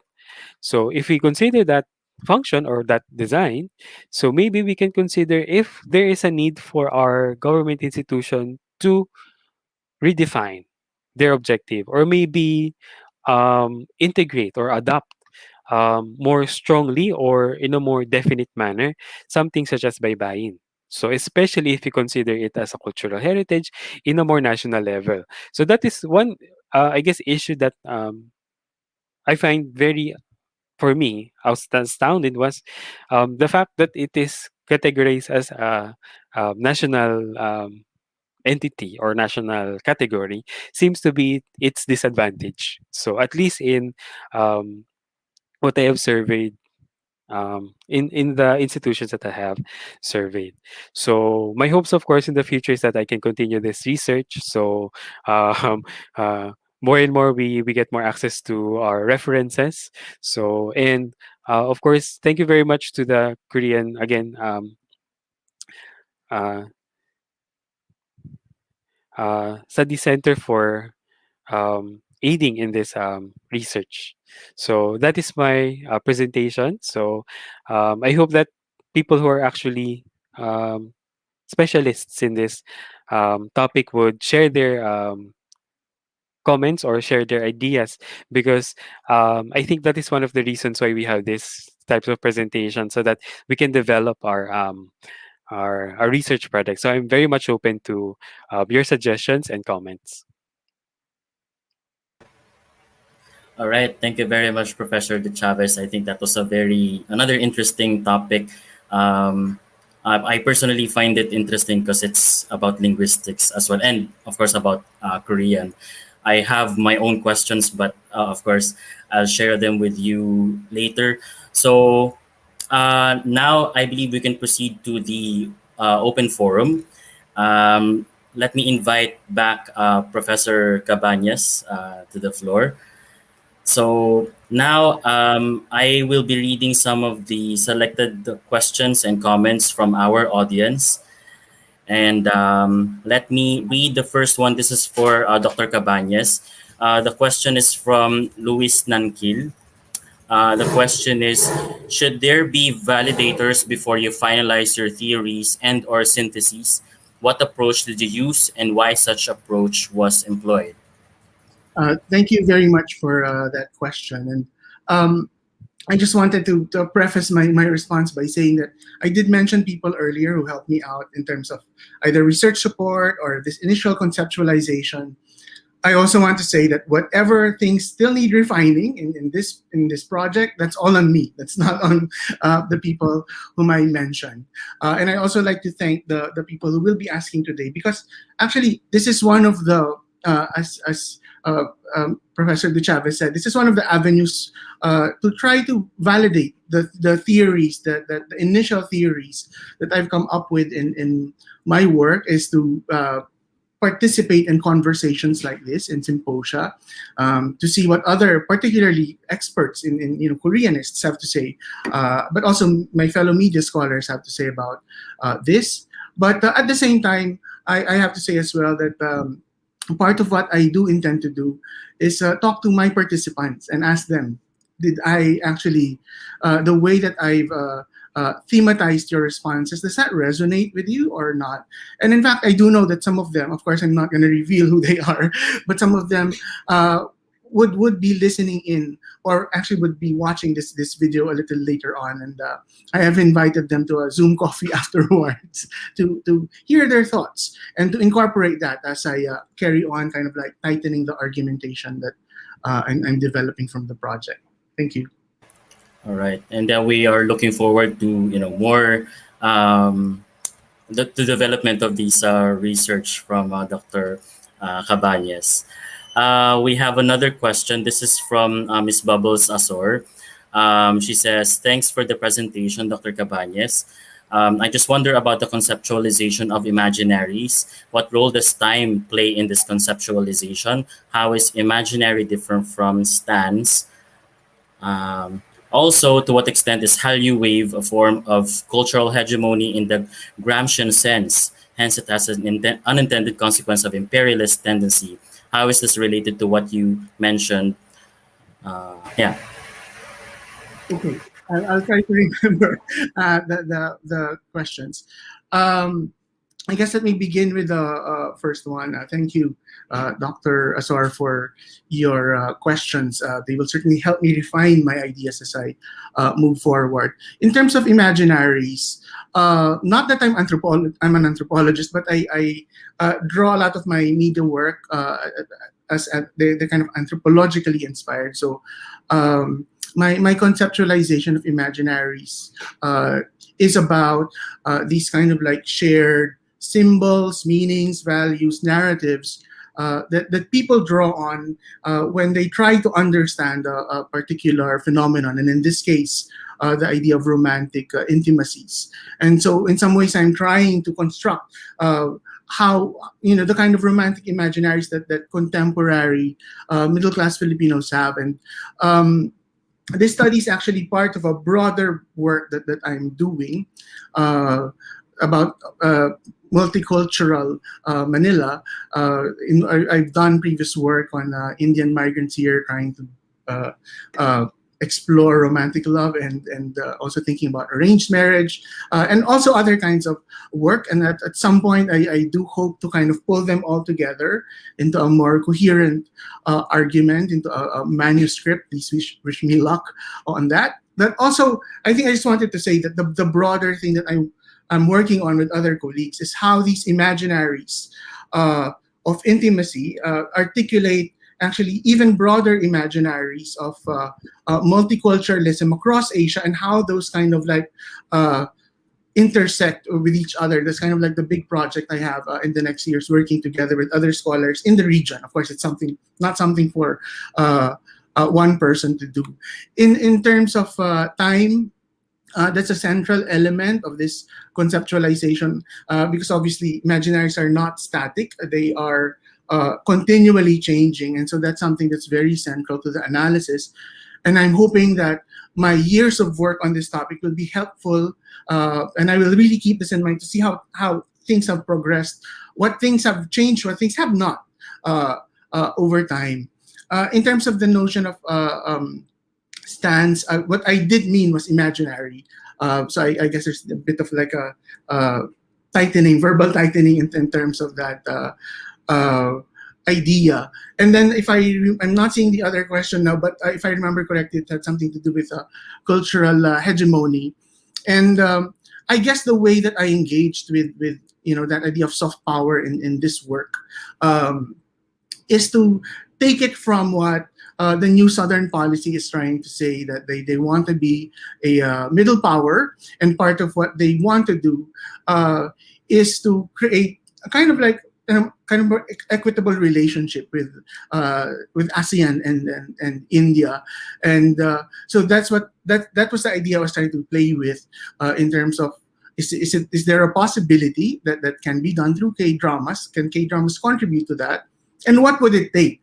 Not that I'm not sure if the people in the cultural industries in Korea and in the government would actually take seriously that. But I'm just trying to show a kind of one way forward. If you really wanted to take it seriously, to not be imperialistic in terms of how you propagate your culture, these would be the things that perhaps you could do. And of course, that's just from an audience perspective, and it'll be up to them to think about whether that is something that they truly want to do. Thank you. All right. Thank you, Dr. Cabañas. We have another question for you. This is from Dr. Begyoung Min. She asks, based on your data and analysis, do you see Filipino K-drama viewers judgingly expect more LGBTQ plus connections from gay drama than from local teleseries or other foreign dramas? Mm, yes. Thank you so much for that question. From what I've seen from the data, it wasn't really a judging expectation that parang oh, they don't have that. I think they're actually quite conscious that uh, the representations of the LGBTQ community in Philippine media are also very problematic. It was more like uh, the phrasing that I got from several of my participants was like, it would be nice if they had that, but it's okay. This is actually what they said. It's okay that they don't. I'm not really expecting it from K dramas, but it would be nice if they had. And so that one Andrew, that one person who talked about it, was happy that there was one, but I don't think there was an expectation to find more of those. It was kind of like a pleasant surprise kind of thing more than anything. Thank you. All right. Um, okay. More questions for you, Dr. Cabañes. This is from Luis Vincent Amante. The question is, good afternoon, Professor Cabañes. Your presentation provided a glimpse on how we consume K-drama content. I'm a fan of Full House featuring Rain and My Sassy Girl featuring John Jion, Kingdom and Chloe last year. I think they have mastered the success of simple plots with complex subplots like Romantic Doctor, Jewel in the Palace, and Black, to name a few. What are your thoughts about these? Yes. Just as a caveat, I am not a media production specialist, but I'm drawing on what my participants have said. And this is, yeah, you're right. This is exactly what they say. Is that there's some mastery in terms of narrative with K dramas. That although the skeleton might be similar, the way that they construct the stories and the interesting characters that they bring in, the interesting situations, that's what's innovative. That's what's breathtaking with these kinds of works, and it's what keeps people hooked. And I guess that's why even if some of the participants don't necessarily share the kinds of values, particularly as regards intimacy, the kind of imaginary that's there, it's okay with them because they're able to enjoy what they're consuming. So that's really the strength of FK dramas. I think it's not doesn't lie with cross culture in its current form. It really doesn't lie with cross cultural exchange. It's really in this more capitalistic kind of consumption, which I think is partly what it's all about anyway, right? All right. Thank you so much for that question. Another question. This is from IC Bautista. With factors involved like cross-cultural view towards intimacy, age of consumers of content, era of Korean wave they have started watching, OG second gen, pandemic gen, may we know the scope and limits? Okay. That's a very good insight into how I'm going to analyze this data. I haven't really done this yet. Like, look at them individually according to like when they started watching, etc. Except, of course, kind of like impressionistically. But yes, that's something that I think I should do. I intend to do as I delve deeper into the data and try to understand it a bit more. But just right off the bat, top of my head, one of the things that I think I will see because I kind of like in my impression of it is that those who started with K dramas, with the broadcast ones in 2007, My Lovers in Paris, things like that, they have more of a sense of how it has changed over time, and how they were talking about, and the literature says this too, that the older ones are more Cinderella like, and the current ones deal more with social issues. They're much more quote unquote realistic now. So that is a perspective that I think that's clearer to the people who've been with K dramas for longer, rather than those who started with Crash Landing on You or who started watching during the pandemic. All right, thank you so much, Dr. Cabañas. Now, this is a question for Professor De Chavez. The question is from Mark Bautista. He's asking, with the rise of the use of sash during graduation for senior high school, comes the use of baybayin as a design. Also, more and more online shops are using baybayin as an aesthetic. While while there is still confusion in using baybayin as well as its difference with the font Tagalog Chica. Uh, Not familiar with this. Do you think that these help with truly appreciating and using baybayin? Yes. So as I mentioned earlier, one of the factors that ensure vitality of something like a linguistic expression or a language itself is its wider use. So if it's just used in a particular aspect of your social life, like only in education, only into hours of your culture class or Filipino language class, that's the only chance that you use baybayin, for example, it's not that beneficial for that linguistic expression. So the fact that these avenues, such as merchandise and design, make baybayin more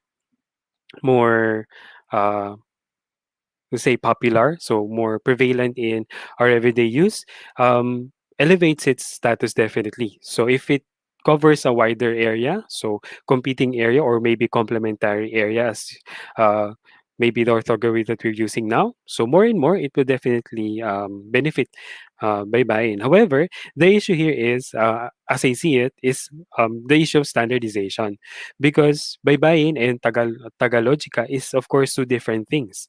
It will be the task of an institution to standardize by buying to make something as official or not official, or something that, or to provide some criteria on valuation of these products. So does it really, is it really by buying or is it not by buying? So maybe if things are actual by buying, it would be more expensive, so, or it will be valued more. But if something is more like bastardized or a modified form of baybayin, or something that is just inspired by baybayin, of course it would have maybe a different valuation if we have this a more clear set of guidelines to evaluate something, or maybe to practice or actually use linguistic expressions such as baybayin. So maybe short answer for this one: yes, definitely. So if you see something very beautiful, diba, wouldn't you want to purchase it or to maybe buy it? So if it's maybe something cheesy or something poorly designed, so you wouldn't want to to use it, even though the thing that it's representing, such as cultural heritage, is important to you. So something like that.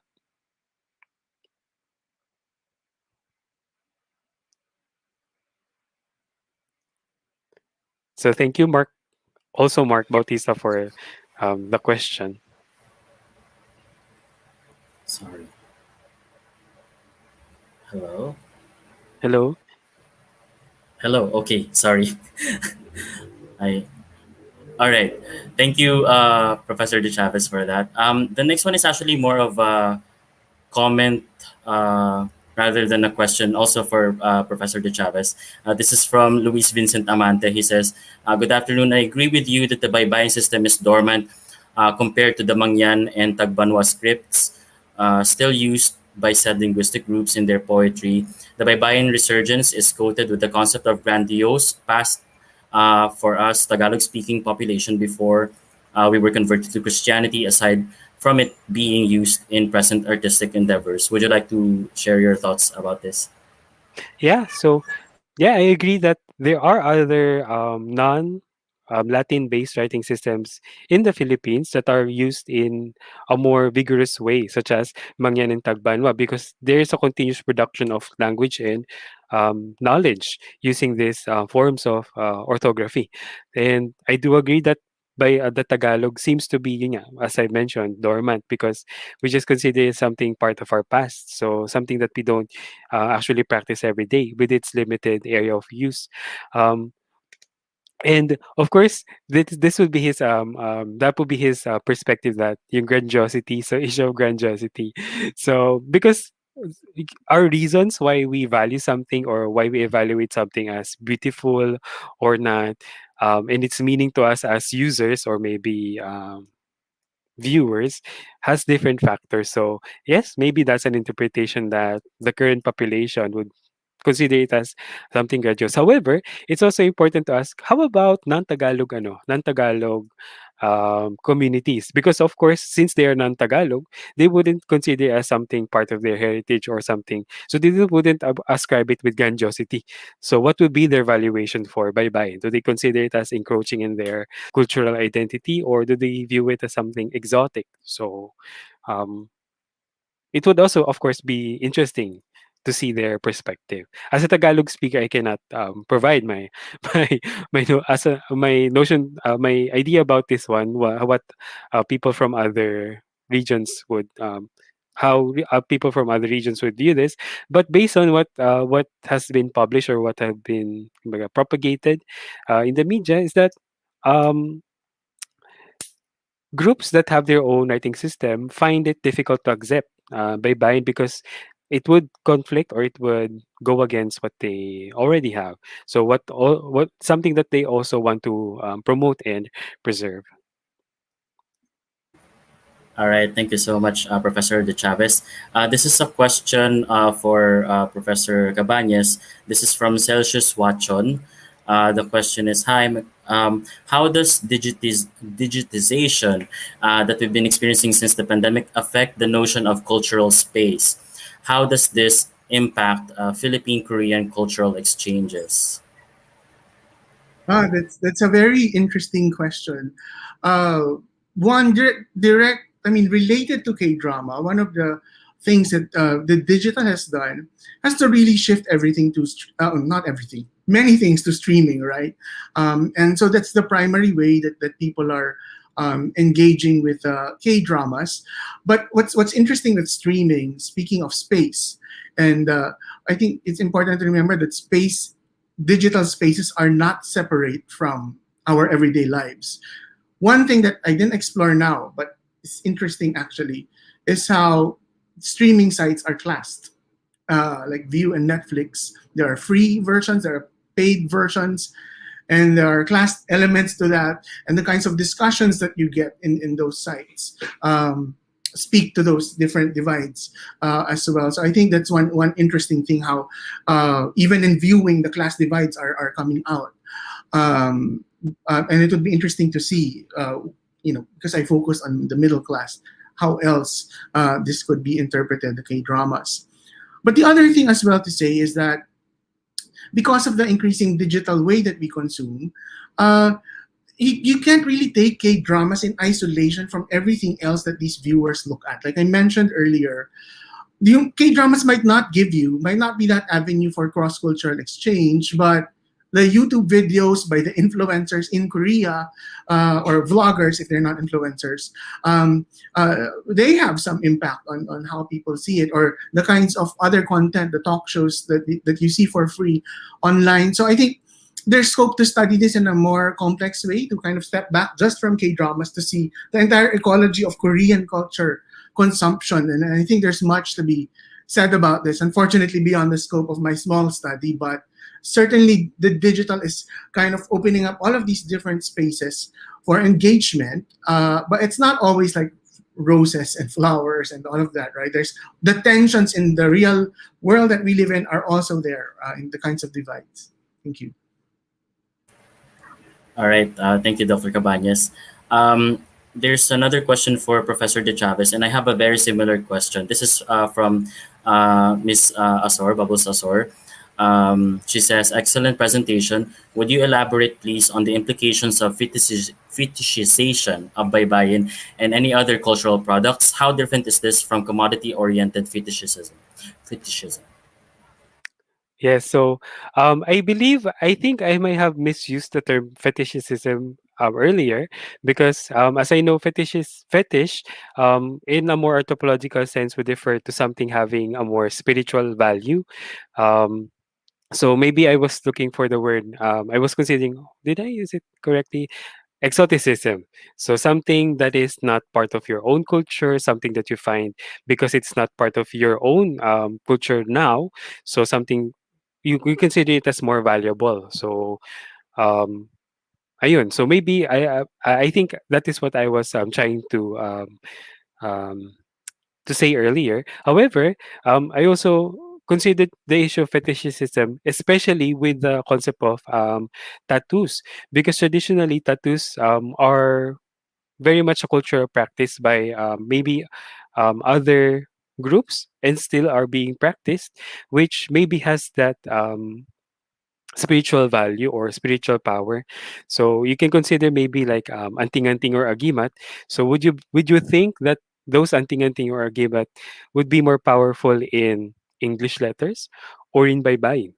So that's definitely part of that valuation that we can consider among its users. So, and relating to commodity fetishism, so um, again, because I haven't explored its spiritual power or value in that sense, so but it's definitely something that can be looked on because again if you look at the stores that sell spiritual products or maybe spiritual aids in maybe in Quiapo or in other places, you will find actually a lot of use of baybayin instead of um, Latin letters. However, they're also written in Latin language, not of course in everyday speech. But that said, apparently in that particular domain it also has this power, but I'm still trying to understand commodity fetishism as I think maybe if I'm not mistaken, ma'am, Dr. Asor is referring to Marxist fetishism, so I'll definitely look into it, so and maybe and hopefully I can also integrate it in my um, research and how I develop it. All right. Thank you, Professor De Chavez. Perhaps we could answer a couple of more questions for our presenters. This question is for Dr. Cabañes. The question is from Michael Pryler. I hope I pronounced it right. K dramas have an effect on cultural diplomacy. The image of Korea and Korean products benefits since they increase interest in Korea and thus cultural exchange, travels, etc. The problem, however, is that this interest might go only one direction. Does this bring us back to the discussion of cultural imperialism? Thank you so much, Michael. I'm happy to see you here and address your question. Um, one of the things that I'm really trying to think through still is, in many ways, the kind of quote unquote imperialism of Korea and the way we experience that in the Philippines is very different from how we experience imperialism coming from the US. And usually we lump together US UK because of the English language, but very strongly the US, where it's not just about the popular culture products flooding into our country, but also kind of like the values that come together with it, like which I mentioned earlier. We are really anguished about, particularly in middle class Metro Manila, like how we might deal with the values that come together with these Western and particularly American popular culture products. Is this something that we should aspire to, or is this something that we should shun because it's very different from our culture? With Korean popular culture and with K dramas, it's not that it's not similar in that way, right? It's really more about the economic element of it, that we are watching a lot of this content. Um, but again, I think that's why the question really is. I guess what I'm trying to say is that the new Southern policy is saying that they want cross cultural exchange, and part of the cultural diplomacy is to open up these spaces. But operationally, really, are you willing to do this for K dramas? Not to be this kind of like non dramatic space of cultural consumption, but to be a space where you have different representations of different intimacies, for example, across Asia. Is that something that is really they would want to pursue, because that would really address what they're saying in that new Southern policy. But is it something that they really want to do, given that in its current form, it's very successful economically? It might not have the same uh, cultural uh, uh, kind of tension together with the US, that kind of like we feel it's shaping our culture. That's not how we deal with Korean culture and K dramas. We feel it as a remove, like, oh, it's another Asian culture with a similar way of doing things like us, but we don't feel it like it's in tension with our culture. So yeah, that's a huge question, I think. So are they willing to go that route, or because they don't need to, they're successful already? But I wonder if they want to be true to what they're saying in their new Southern policy. Thank you. All right, thank you, Professor Cabañes. Now let's just do just the last two questions. One question is from Franz Luis. This is for Professor De Chavez. Do you think that baybayin will be more accepted by the youth, Gen Z, compared to the Filipino language that they are kind of ashamed to use? So I'm looking at this statement. So maybe one, it's assuming that millennials are ashamed of speaking Filipino, tama ba? So and then next is um, the millennials are or the Gen Zs are willing to change their language use.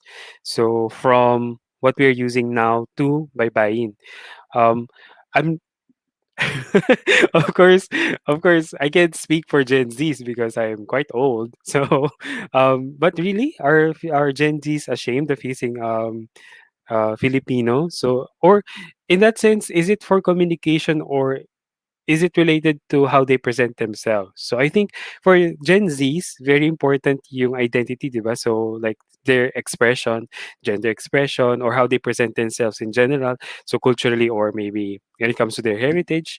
So does it mean that as a cultural entity, the Filipino language is sort of has a sort of negative image to Gen Zs?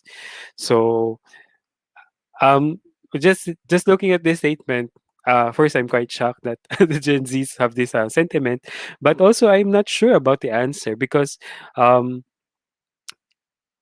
in recent years, or basically, it is the current population that is promoting or aiding in the promotion of baybayin when it comes to cultural products. So with that regard, maybe yes, they would be more accepting with baybayin. However, it's also not clear since the question is not yet posed to them, I guess, if they're willing to change what they're using in school, what they're using in their phones or for writing emails or social media, if they're willing to change that into baybayin, because that's of course part of the implementation of this proposal.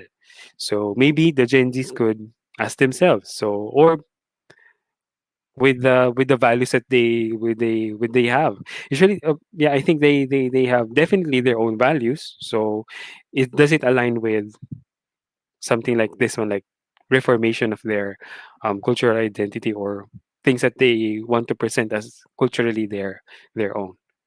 So in short, I don't know the answer, but thank you for the comment. So it is definitely something of an issue if this is indeed the case. All right, thank you, Professor De Chavez. And our final question is for Dr. Cabañes. This is from Precious Reforma. She says, "Good afternoon, Professor Cabañes. Majority of the avid K-drama viewers are millennials. Do you think watching K-dramas or has directly affected how they view romantic relationships nowadays?" Thank you for that question, Precious. Um, I think the short answer for this is no, it doesn't directly affect their view of romantic relationships.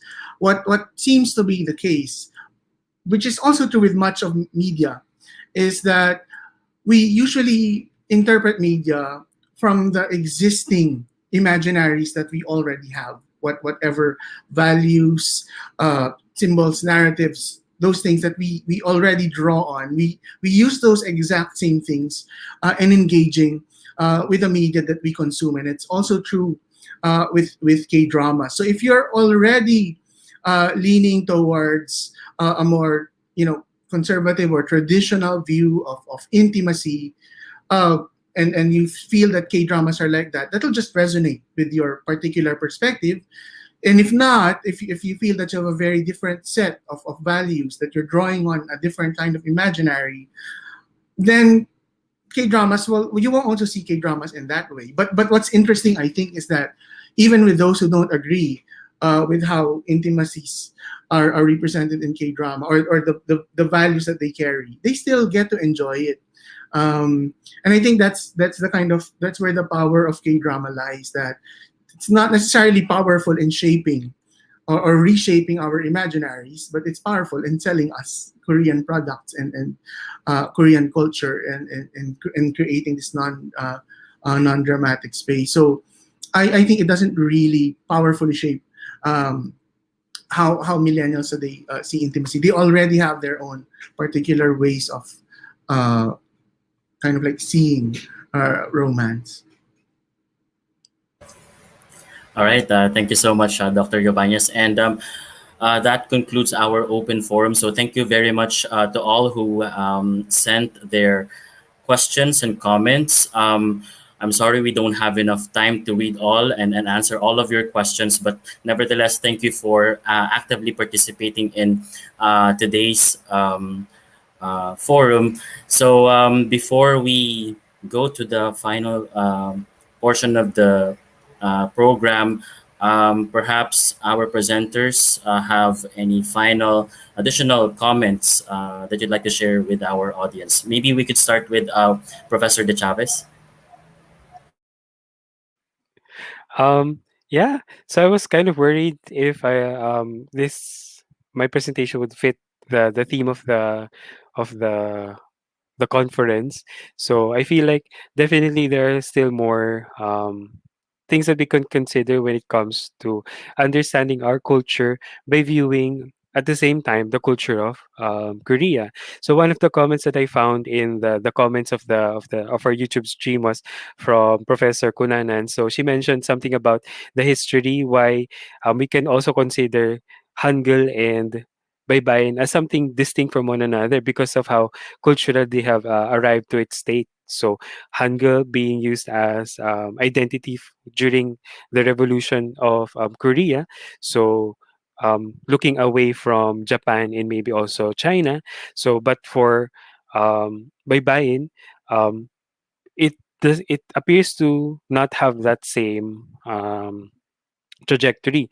However, with that notion that it's something important, Hangul being something important in the transformation of society is of course still definitely not too late or impossible for baybayin. So constantly our society is changing. So we want to make it better. So maybe so we can also latch on something like baybayin if that is the if it's that's the idea or that's something that we value. Maybe we can also consider baybayin as something so like a stamp or an identity for social change. All right. Thank you so much, Professor De Chavez. What about you, Dr. Cabañas? Okay, I guess the final thing I wanted to say is that the way that we consume uh, cultural uh, products, like for example K dramas coming from abroad, I think speaks a lot or manifests the kind of complex multicultural dynamics that we have, uh, not only in the Philippines but across the region. And I really think that these kinds of studies and broadly trying to connect them together are quite important in our time, going beyond the Southern policy. I think we really need to acknowledge how within Asia we can be racist towards each other in many ways. And we really need to confront that head on. It's not just in the West that this is happening. All of these problematic cross cultural dynamics are also here. And we really need to kind of grasp that. And because we're seeing the very challenging effects of that across different dimensions of our different societies. So I hope that this small studies and will help us think through other broader things. And I'm sure many other people are doing work that connect with these issues. Thank you. All right. Thank you so much, Professor Cabañas. And once again, we'd like to thank our presenters. Personally, I learned a lot from these presentations. I hope our audience also learned a lot from these interesting topics. And we also look forward to updates from your studies. I'm pretty sure that they will be giving us more insights into these topics. So thank you very much. And to wrap up our lectures, this is our second day and the last day of our seventh PKSS. Um, we would like to invite our organizers for this event First, let me call and let us welcome Professor Jem Javier, Chair of UP Department of Linguistics, for a few remarks. Ayan. Good afternoon, everyone. On behalf of the Department of Linguistics at UP Diliman, I would like to express our heartfelt gratitude first and foremost to the two keynote speakers of this year's Philippine Korean Studies Symposium, Dr. Hye Kyung Lee of King's College London and Dr. Dal Yong Jin of Simon Fraser University. We thank our UPKRC core research colleagues for presenting their papers, Dr. Eric Paulo Capistrano of UP Diliman Department of Business Administration, Dr. Bubbles Beverly Asor of UP Diliman Department of Sociology, Dr. Jason Vincent Cabañes, who is with us right now, of DLSU Manila Department of Communication, and also with us, Professor Mark Ray C. De Chavez of UP Diliman Department of Linguistics. We would like to acknowledge the moderators as well, who expertly facilitated all the four sessions. Professor Maria Concepcion Loren Archua, Professor Maria Cristina Carla S. Rico, Dr. Alden P. Lee, and Professor Marca S. Angulo, who is with us right now also. We're also grateful for the support given to us by the UP Diliman College of Social Sciences and Philosophy, Office of the Dean through Dr. Maria Bernadette L. Abrera, the Embassy of the Philippines in Seoul through its Chargé d'Affaires, Honorable Christian L. De Jesus, and the Korean Cultural Center in the Philippines through Director Im Yong-ah. This year is very momentous for us because we were able to come back with a new installment of PKSS after a hiatus in 2020 because of the pandemic. At this point, I would like to thank the extraordinary efforts exerted by my colleagues who served as the steering committee of PKSS, Professor Farah C. Kunanan, Professor Michael S. Manahan, and Professor J.R.M. Igno, who are the institutional memory of our department. The ever so reliable administrative support and coordination provided to us by Ms. Victoria N. Vidal, Ms. Diana Cassandra Almares, Ms. Joreca Chin S. Abrigo, Ms. Jofel Mirasol, and Mr. Gino Anwingo. Special thanks to our colleagues who, despite the lack of training in broadcast communication, capably handled the technical aspects of the event live stream. Here they are right now. Professor Elsie Mariti and Miss Pamela Ann Hakar. Literally, silang dalawa po ang nagpatakbo nitong virtual program. We would like to express our gratitude to the Korea Foundation in the Philippines, which through its grant enabled us to organize and facilitate the 7 PKSS. Most importantly, the loudest shout out goes to the indefatigable and visionary head of the UP Korea Research Center for all the hard work in making the 7 PKSS possible, our very own Bay, Dr. Kyung Ming Bae. Thank you so much. Lastly, we would like to thank all of you viewers who tuned in, listened to, and interacted with us in this two-day event. Your questions and comments were indeed equally insightful. The pandemic has surely brought about drastic and radical changes in our way of and outlook in life. And in one way or another, we have consumed an aspect or two of Korean culture. Aminin natin, during the pandemic, we have sought comfort and refuge in watching K-dramas, listening to K-pop songs, and dancing with our K-pop idols. When the quarantine restrictions were alleviated, a number of us immediately went to the nearest samgyeopsal place for our samgyeop fix. The Korean wave has affected us so much that it truly inspired us to actually continue living, falling in love, learning a new culture and language, and the most exciting and fun thing of all, to do academic research. We hope to see you again next year at the 8 PKSS. Kamsahamnida, mabuhay po tayong lahat. Thank you so much. Right, thank you very much, Sir Jem. And now let me invite Dr. Baegyong Min, the OIC Director of UP Korea Research Center, for her message. 네, 안녕하세요. Hello, everyone. The first of all, We are very thankful.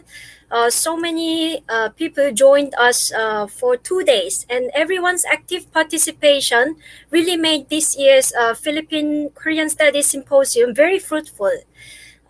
We are very thankful to have renowned scholars this year. So, in this regard, let me read the citations in the certificates of appreciation that we wish to give to our distinguished keynote speakers and also our research presenters. So, let me read first.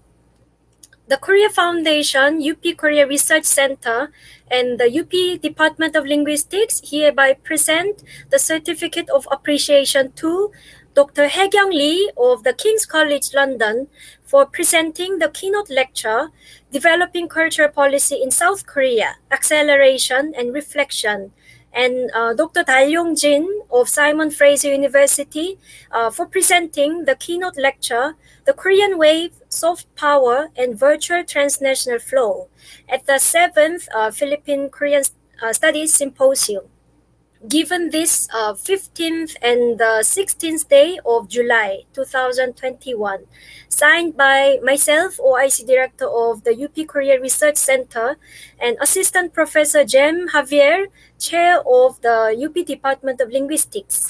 Meanwhile, the citation for the 7 PKSS core researchers reads, the Korea Foundation, UP Korea Research Center, and the UP Department of Linguistics hereby present this certificate of appreciation to Dr. Eric Paulo Capistrano of the University of the Philippines, Diliman, for presenting his research work exploring learning and improvement opportunities for the Philippine creative industry, a value chain and supply chain approach. And second, Dr. Bubbles Beverly Asor of UP Diliman for presenting her research work, Brokering Knowledge as a Soft Power Strategy, the case of Filipino returnees with South Korean educational degrees.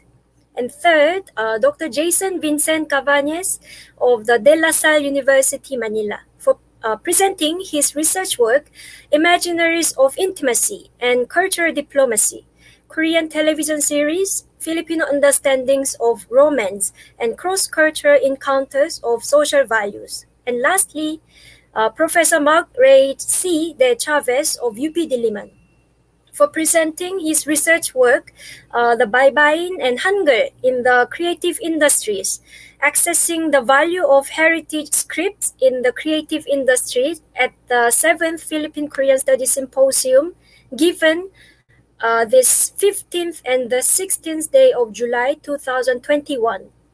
Signed by myself once again and by Assistant Professor Jem Javier, Chair of the UP Department of Linguistics. Since last year, UPKRC has been working on the research project under the theme of this overarching theme of 7th PKSS, projecting Korean soft power and creative industry development, localization, hybridization, and innovation in the Philippines. So, under this theme, we will continue this academic endeavor and knowledge sharing and hope to bring more exciting activities to engage all of you next year. So once again, thank you so much everyone who joined us yesterday and today. 감사합니다. 마raming salamat po. All right, thank you very much, Mambe. And again, we would like to thank every member of the organizing committee who tirelessly worked on this year's PKSS. And basically, that's it. Before we close today's program, I would just like to share with you some of the upcoming events of our organizers.